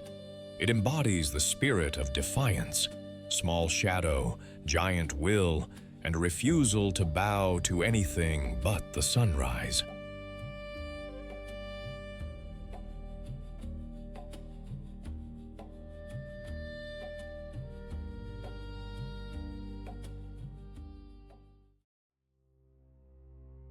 What walks through dappled jungle light wearing a coat designed by evolution's most obsessive artist? What predator moves with such liquid silence that bamboo doesn't creak, leaves don't rustle, and prey doesn't know death arrived until jaws close like a steel trap around the spine? Meet the Bengal tiger, the subcontinent's striped emperor, a solitary assassin so perfectly calibrated for ambush that even its breathing syncs with the rhythm of the forest. No pack to rely on, no second chances.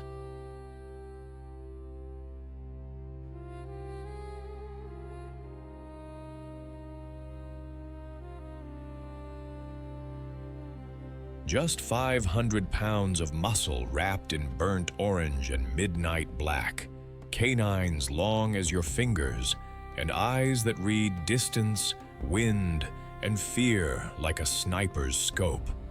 This isn't a hunter that chases down meals across open plains. This is a ghost that materializes from shadow, calculates in fractions of seconds, and delivers violence so swift and surgical that the jungle barely pauses before returning to its hum.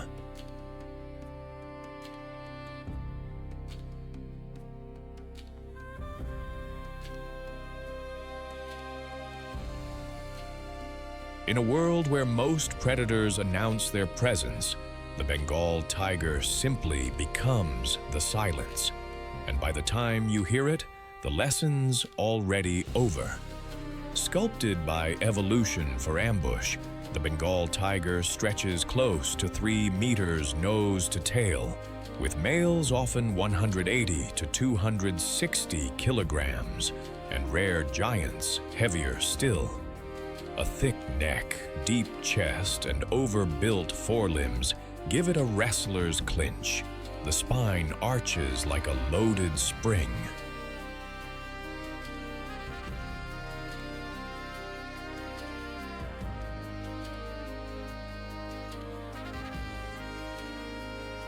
Retractable claws stay razor hidden until the last instant, while a dew claw acts like a grappling hook during the takedown.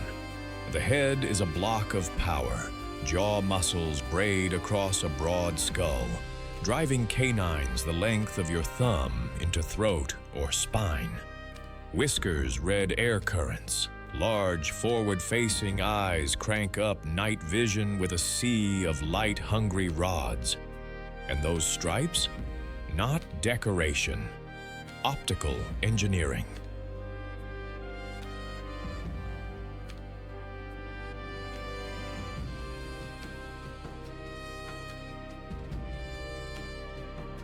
In broken shade, black bars cut the outline to ribbons, so the cat becomes a moving absence. Waterproof guard hairs and a dense undercoat shrug off monsoon and morning dew. A thick tail counterbalances during tight turns, and paws spread wide to pad silently over leaf litter, sandbanks, even the sucking mud of mangrove creeks. All presence, no sound. Dawn and dusk are prime time.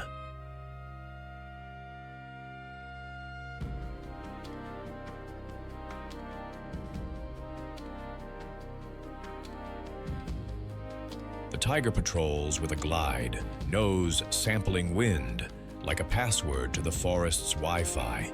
Who passed? Who's feeding? Where the odds are kind. Prey ranges from cheetah and sambar deer to wild boar, occasionally buffalo or young gaur. In mangroves, it swims tidal channels and ghosts along mudflats after deer and pig. Strategy is patience plus geometry.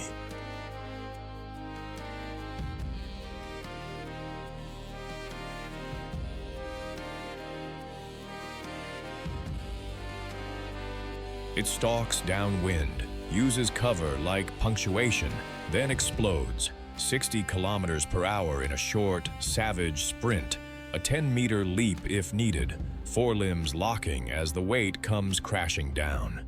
The kill is surgical, a throat clamp to suffocate, or a nape bite when size allows.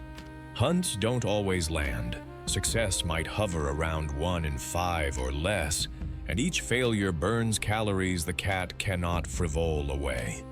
So it chooses the distracted, the injured, the edge of the herd animals.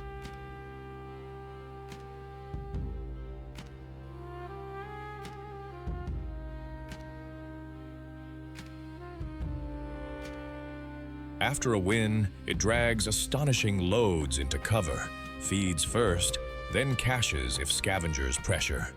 Tigers love water. Where lions hesitate, tigers wade and swim with purpose, crossing broad rivers at a steady, unshowy crawl. Between hunts, there's route maintenance, scratch marks on trees, urine spray on roots and rocks, and low roars that travel like distant thunder through timber. Tigers are solitary rulers with overlapping maps.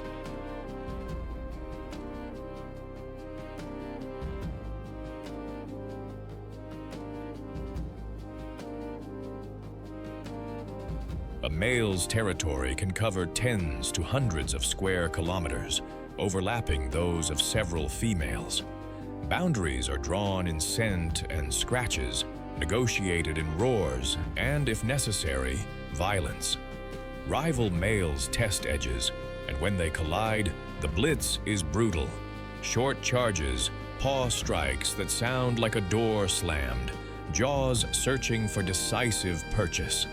The loser yields, often scarred, sometimes fatally. Females are the heartbeat of the lineage.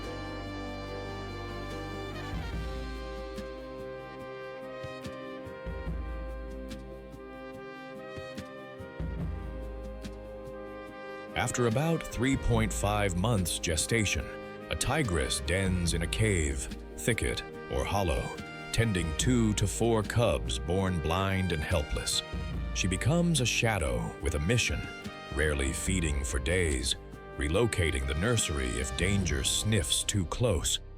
Lessons begin early, stalking insects, reading wind, freezing at the click of a twig.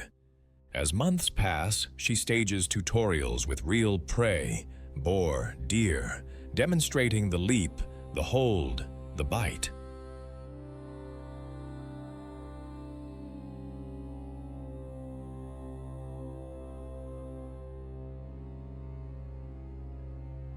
Cubs stay 18 to 30 months, then disperse. Daughters may settle near, sons roam far. As an apex predator, the Bengal tiger sculpts entire landscapes. By pruning herbivore numbers and changing where and when prey feed, it lets forests regenerate and riverside grasses recover.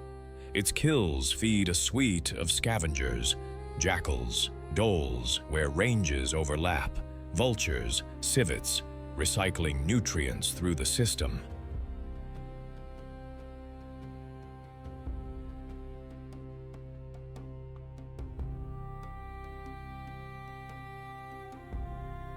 Specialized for ambush in thick cover and water-rich terrain, it's also astonishingly plastic, hunting from tarai grass to mangroves. The species Panthera tigris is endangered. Poaching, habitat fracture, and conflict still bite. Yet where corridors are linked, prey rebounds, and protection is real, tiger numbers rise. Proof that time and space are the cat's true oxygen.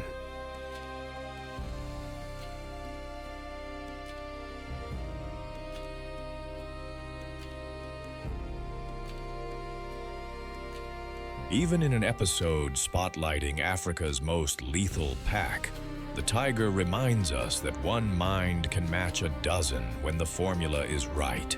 Patience, distance, precision.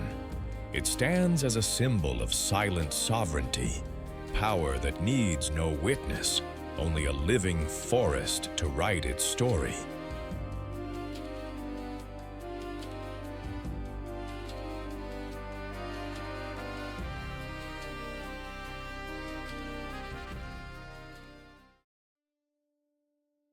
At the edge of a hunting ground where lethal packs turn dust into danger, a different rhythm begins. 2 silhouettes step into the shallows and trade fear for choreography. Heads bowed, wings fanned, a gold-spiked crown catching sunrise like fire. No chase, no clash, just a dance so sure of itself that predators pause and the marsh seems to breathe again. In a world built on pursuit, this bird survives by spectacle, vigilance, and timing.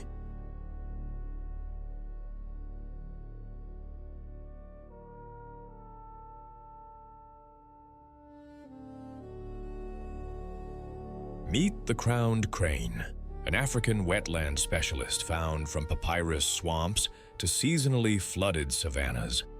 Recognizable by its shimmering golden crown of stiff plumes, white cheek patches, and a crimson throat pouch that pulses when it calls, it stands tall on ink-black legs and moves like a ballerina on stilts. Unlike other cranes, it can perch in trees thanks to a true hind toe, sleeping above the teeth and slipping back to the reeds at first light.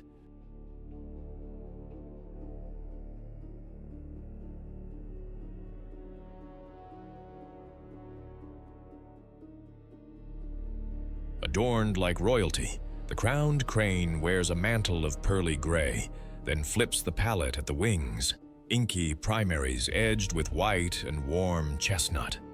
Above, a halo of golden spikes radiates from a velvet black cap, equal parts runway and warning. I see you.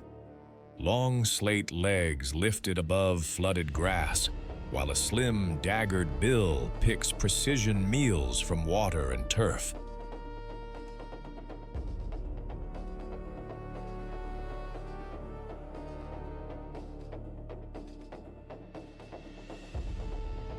Unlike other cranes, this species keeps a fully developed hind toe, the hallux, sculpted by evolution into a perching hook, so it can roost high in trees, safe from prowling cats and opportunistic jackals. Wide wings catch thermals and carry them miles with easy, gliding strokes. Stiff flight feathers clap audibly when display demands drama. A resonant call, boosted by an inflatable throat sac, travels across marsh and meadow like a bronze bell. Beauty isn't a luxury here, it's a toolkit.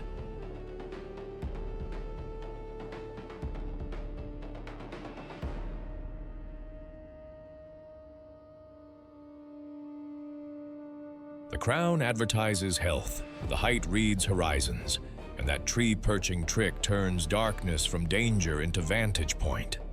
Dawn paints the grass in silver. The pair steps out, legs sewing through shallow water, eyes flicking for grasshoppers, beetles, seeds, small frogs, tiny prey in a giant theater. They probe soft mud, flip clumps, and snap with ballerina timing, then lift their heads to scan the skyline.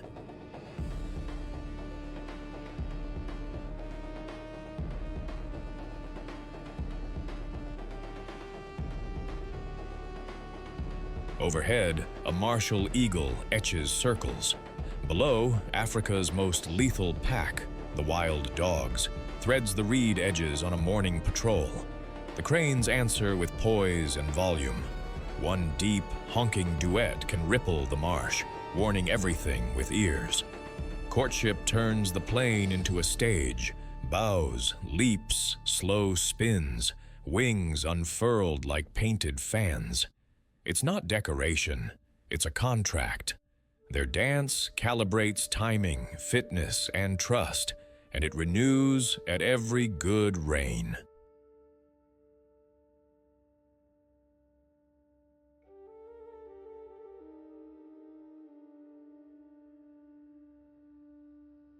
As heat climbs, they retreat to shade, preen each other's nape, and drink at quiet pools. Dusk lifts them skyward in loose flocks, crowns glowing like embers as they sail to high roosts, the night shift's safest balcony. Crowned cranes marry the dance. Most pairs bond for life, holding a small territory stitched to water, grass, and safe nesting cover. They build platforms of reeds in wetlands or soggy meadow, both partners ferrying stems. Domestic choreography with purpose.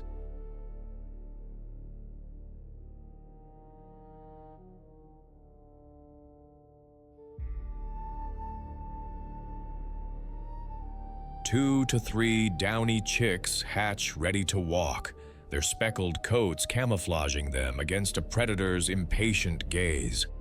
Parenting is 24/7 theater and security.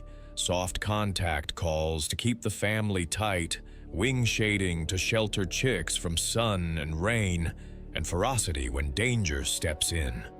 A normally elegant mother will bill strike, wing thrash, and faint at intruders far larger than herself.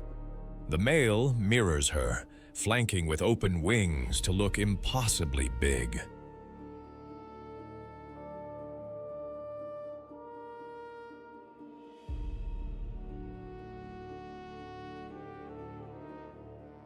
Neighbor pairs maintain boundaries with dance duels and duets, not brawls. Most conflicts end with posture, not bruises. Outside breeding, small groups may forage together, a polite company keeping eyes up while feet stir the pantry below. These dancers keep wetlands humming. By plucking insects, snails, and small vertebrates, they trim pest populations. By grazing seeds and drooping heads of grass, they disperse future meadows.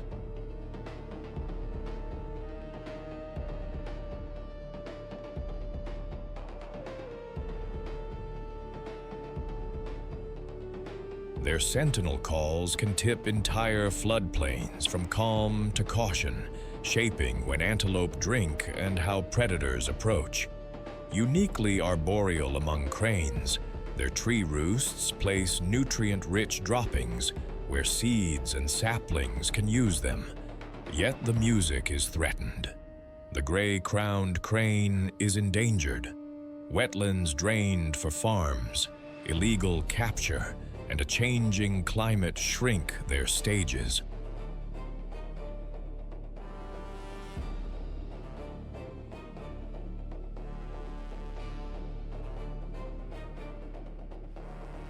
Community-led wetland protection and smart farming buffers are the difference between silence and encore. In a continent famous for chases, the crowned crane proves that grace can be a survival strategy. It's a symbol of loyalty and hope, the bird on Uganda's flag, and a reminder that even under predator skies, beauty still takes the lead.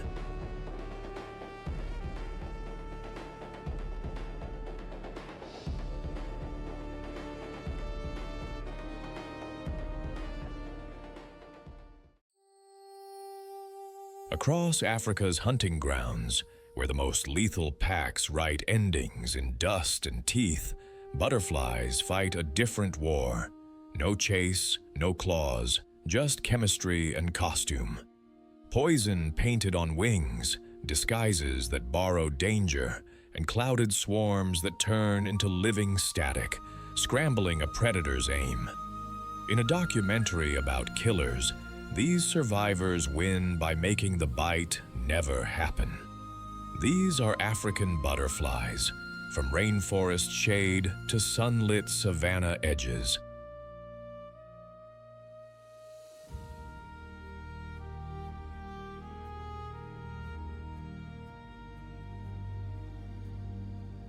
Distinguished by bold warning colors and masterful mimicry, some even hire ant bodyguards with sweet bribes while their caterpillars grow.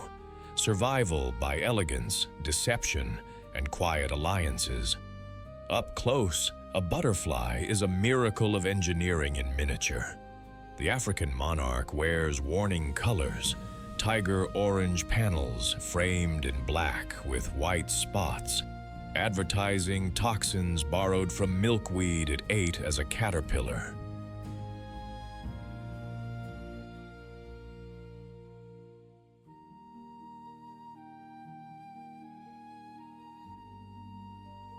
The painted lady plays a subtler game.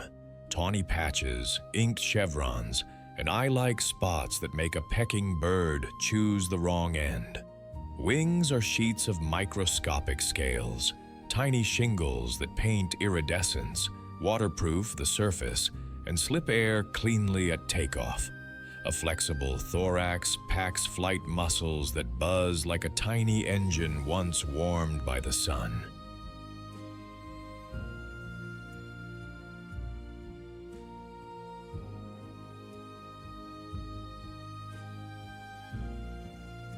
Antennae, tipped with clubs, read scent trails and the angle of light, while compound eyes stitch motion into a panoramic early warning system. The proboscis, a curled straw, unfurls to sip nectar deep inside a flower's throat, precision fueling for high-efficiency flight. Even the jitter in a butterfly's path is strategy. That erratic, zigzag flight makes a dragonfly or lizard miscalculate the intercept. Delicate? Not quite.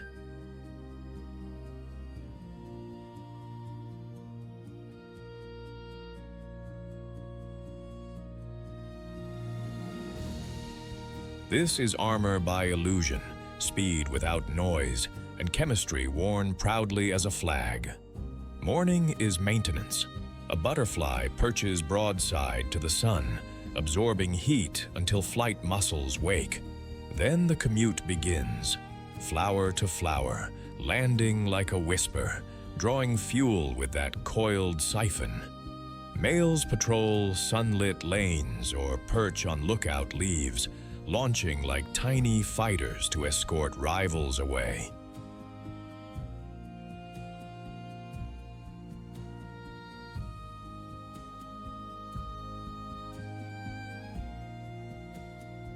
After rains, multicolored puddling parties form at damp soil and dung. Mostly males, they mine salts and amino acids to boost stamina and load future offspring with gifts. Predators are everywhere, mantises camouflaged as leaves, crab spiders hiding in blossoms, birds watching from above. The counterplay is sensory judo, eye spots that startle, sudden wing flashes that turn into vanishing acts, and in the monarch's case, a taste that teaches a bird to never try a second bite.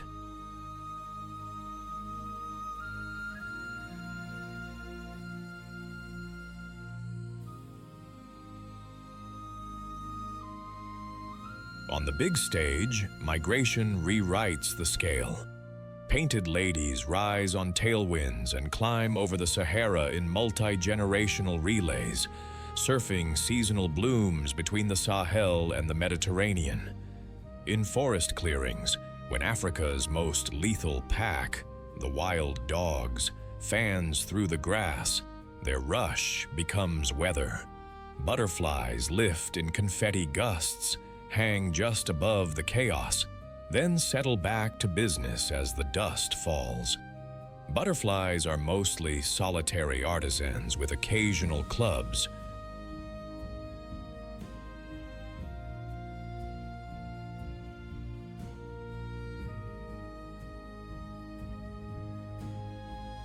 Courtship is a mix of aerial dance and perfume. Males pivot, glide, and broadcast pheromones from scent patches, while females judge the routine and the bouquet. Once paired, the real strategy begins. Females search for exact host plants because caterpillars are picky chefs. Milkweeds for African monarchs, nettles or thistles for painted ladies, citrus or forest laurels for swallowtails. Eggs are placed with care on leaf undersides.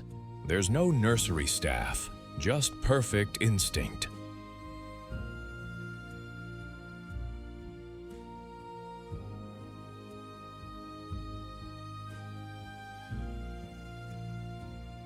The hatchling is a leaf cutter on 6 legs, camouflaged or spiky, sometimes studded with toxins. After a feeding sprint, it anchors and transforms. Contrary to the old myth of cocoons, butterflies harden into a naked chrysalis. Inside, the caterpillar dissolves and reorganizes, imaginal discs blossoming into wings, eyes, and that elegant straw.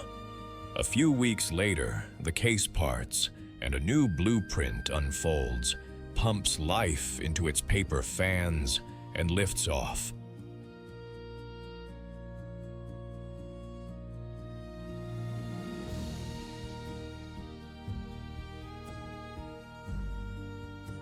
Butterflies are pollination's quiet freelancers, stitching pollen across fields and forest edges while chasing nectar contracts. They signal ecosystem health. When they vanish, something beneath the flowers is failing. Toxic species like the African monarch anchor mimicry networks. Harmless lookalikes borrow their warning wardrobe, and predators lose the appetite for that color code. As prey, butterflies feed spiders, lizards, birds, and even ants, passing flower energy up the chain.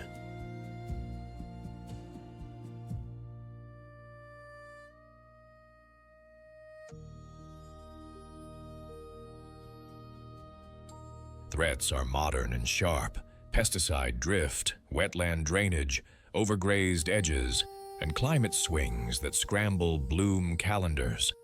Corridors of native plants, fewer chemicals, and protected wetlands keep this delicate machinery running. In the roar of the hunt and the whisper of wings, the butterfly is a symbol of possibility. proof that transformation is a survival strategy, not a metaphor.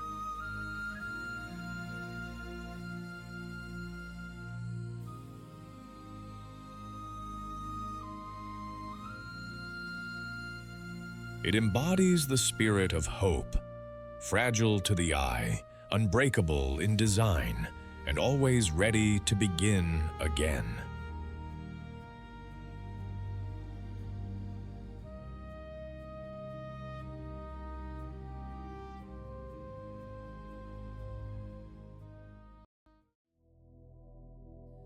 In muddy shallows, where crocodiles tread carefully and lions think twice, one massive tank of muscle and rage owns the water. And it's not a predator at all, it's a hippo, and its body count makes Africa's carnivores look like beginners. Meet the hippopotamus of Africa's rivers, lakes, and swamps, from the Nile's lazy bends to Zambia's floodplains and Botswana's delta channels.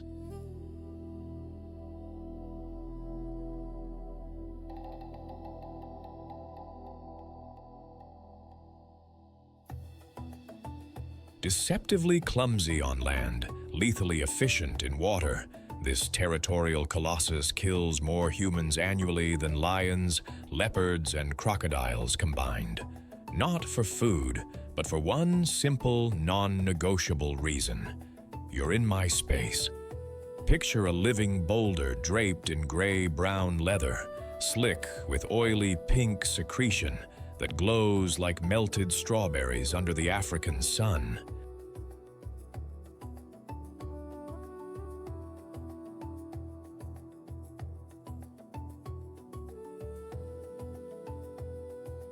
That blood sweat isn't blood at all. It's a natural sunscreen and antibiotic cocktail, keeping skin from cracking and infections at bay in bacteria-rich water. Barrel-shaped and broad as a small car, an adult bull can tip the scales at 1,500 to 4,000 kilograms. Females slightly lighter, but no less formidable.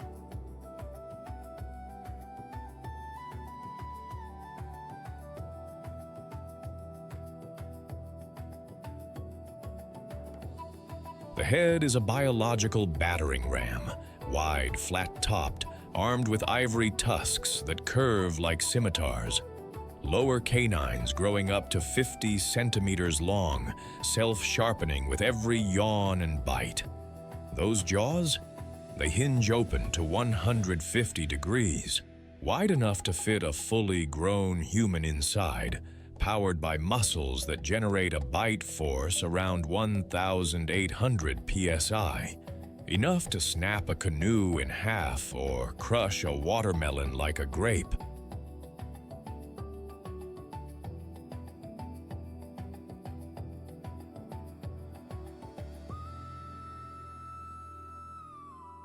Eyes, ears, and nostrils sit high on the skull, periscope style, so a hippo can breathe, see, and hear. While 95% submerged, a design perfected for amphibious dominance. Legs are stubby, almost comically short, but beneath that bulk lies surprising speed. Hippos can hit 30 kilometers per hour on land in short bursts, faster than most humans can sprint.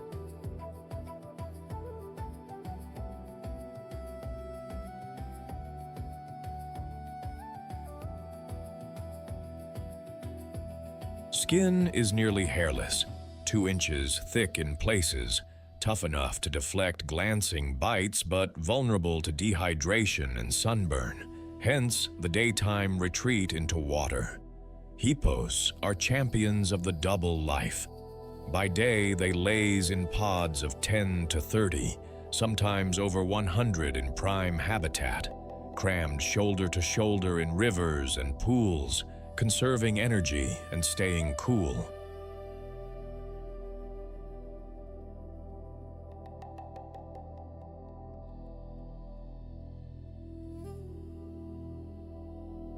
The scene looks peaceful, pink ears twitching, nostrils puffing steam, occasional grunts rumbling like underwater thunder.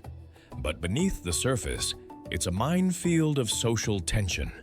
Bulls patrol invisible boundaries, cows guard calves, juveniles test limits.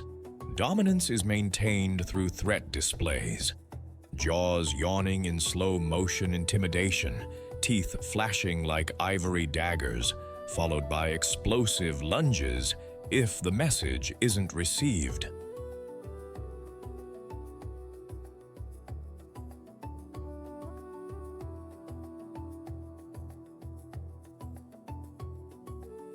Serious fights are brutal.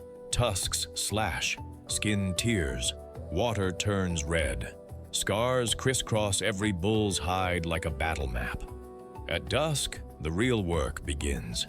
Hippos haul out and follow well-worn paths, hippo highways carved into clay and grass over generations, trekking up to 10 kilometers inland to feeding grounds. They're pure herbivores, grazing machines that mow through 40 kilograms of grass per night, cropping it short with muscular lips and grinding it down with molars like millstones.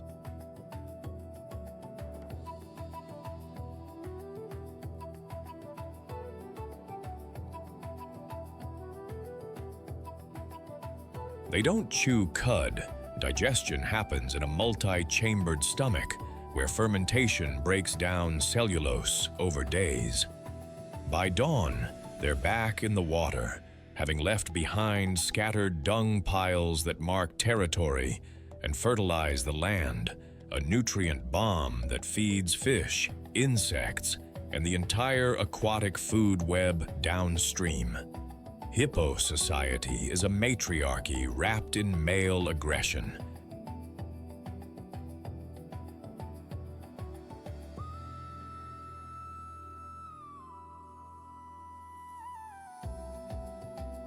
Herds center around females and their young, led by experienced cows who choose the safest pools and navigate seasonal floods.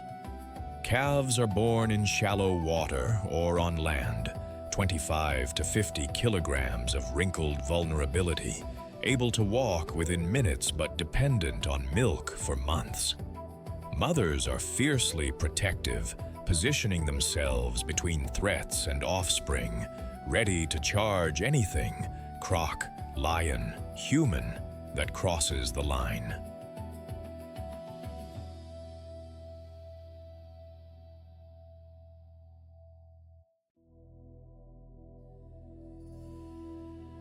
Nursing happens underwater, calves holding their breath while they suckle, a skill learned fast or not at all. Bulls are the wild cards. Dominant males control stretches of river, tolerating subordinates as long as they show submission. Head low, no eye contact, quick retreats. During mating season, testosterone spikes and tempers shorten.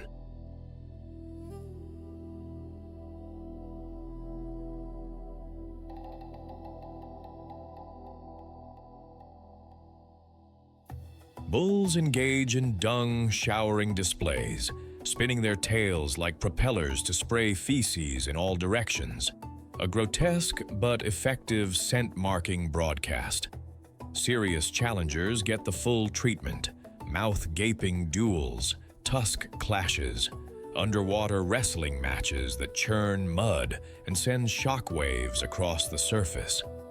Winners secure mating rights and prime territory. Losers retreat with fresh wounds and diminished status. Despite the violence, hippos aren't mindless brutes.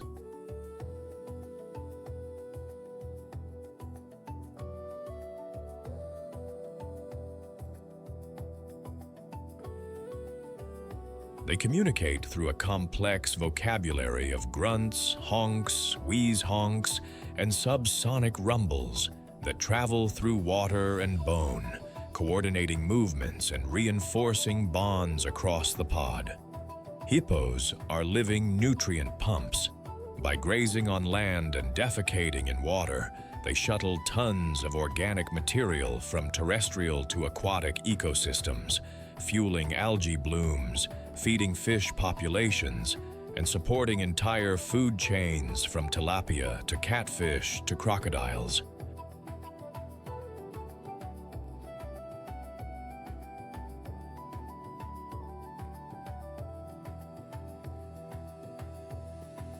Their wallows create microhabitats, shallow pools that persist through dry seasons, refuges for frogs, turtles, and invertebrates. Hippo paths act as erosion channels and drainage networks, shaping landscapes over centuries. But their role as apex defenders is what earns them a spot in any predator discussion. While they don't hunt, hippos kill with ruthless efficiency when threatened, charging with zero hesitation, using mass, speed, and weaponized jaws to eliminate threats.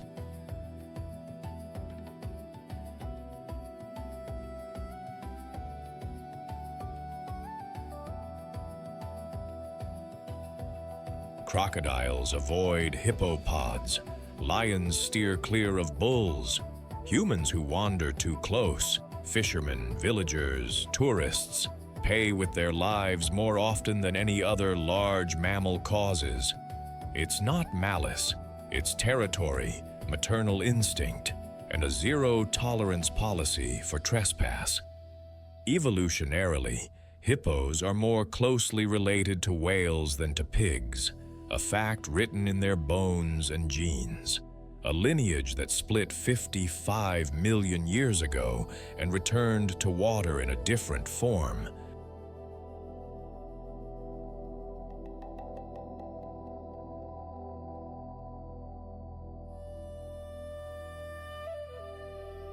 Modern threats are mounting: habitat loss, river damming, poaching for ivory tusks, and human-wildlife conflict as populations expand into hippo corridors. Climate change alters water levels, forcing pods into shrinking pools where disease and aggression spike. The hippo is Africa's armored diplomat, peaceful until provoked, then unstoppable.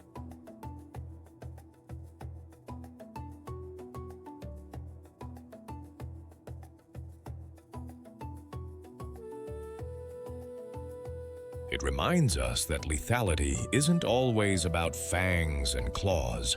Sometimes it's about mass, territory, and the absolute certainty that this river is mine.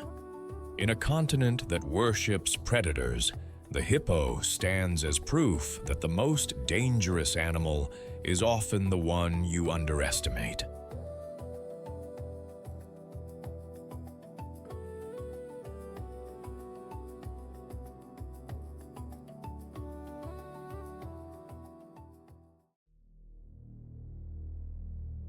Hear it? The plains start humming before your eyes catch up. Dust hanging low, sunlight knifing through, the ground itself twitching under 1,000 careful hooves. From the Serengeti's vast flats to the Masai Mara's shallow valleys, herds chase a rumor of rain, drawing living lines across cracked earth and acacia shade. In this shifting equation, one duel resets the balance again and again: leopard versus antelope.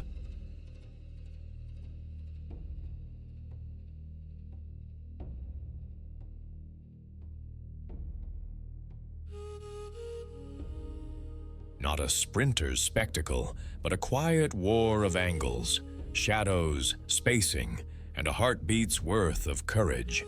Here, dry riverbeds tremble without water, grass bows, and when fate snaps shut, beetles, birds, and roots finish the chapter the cat begins.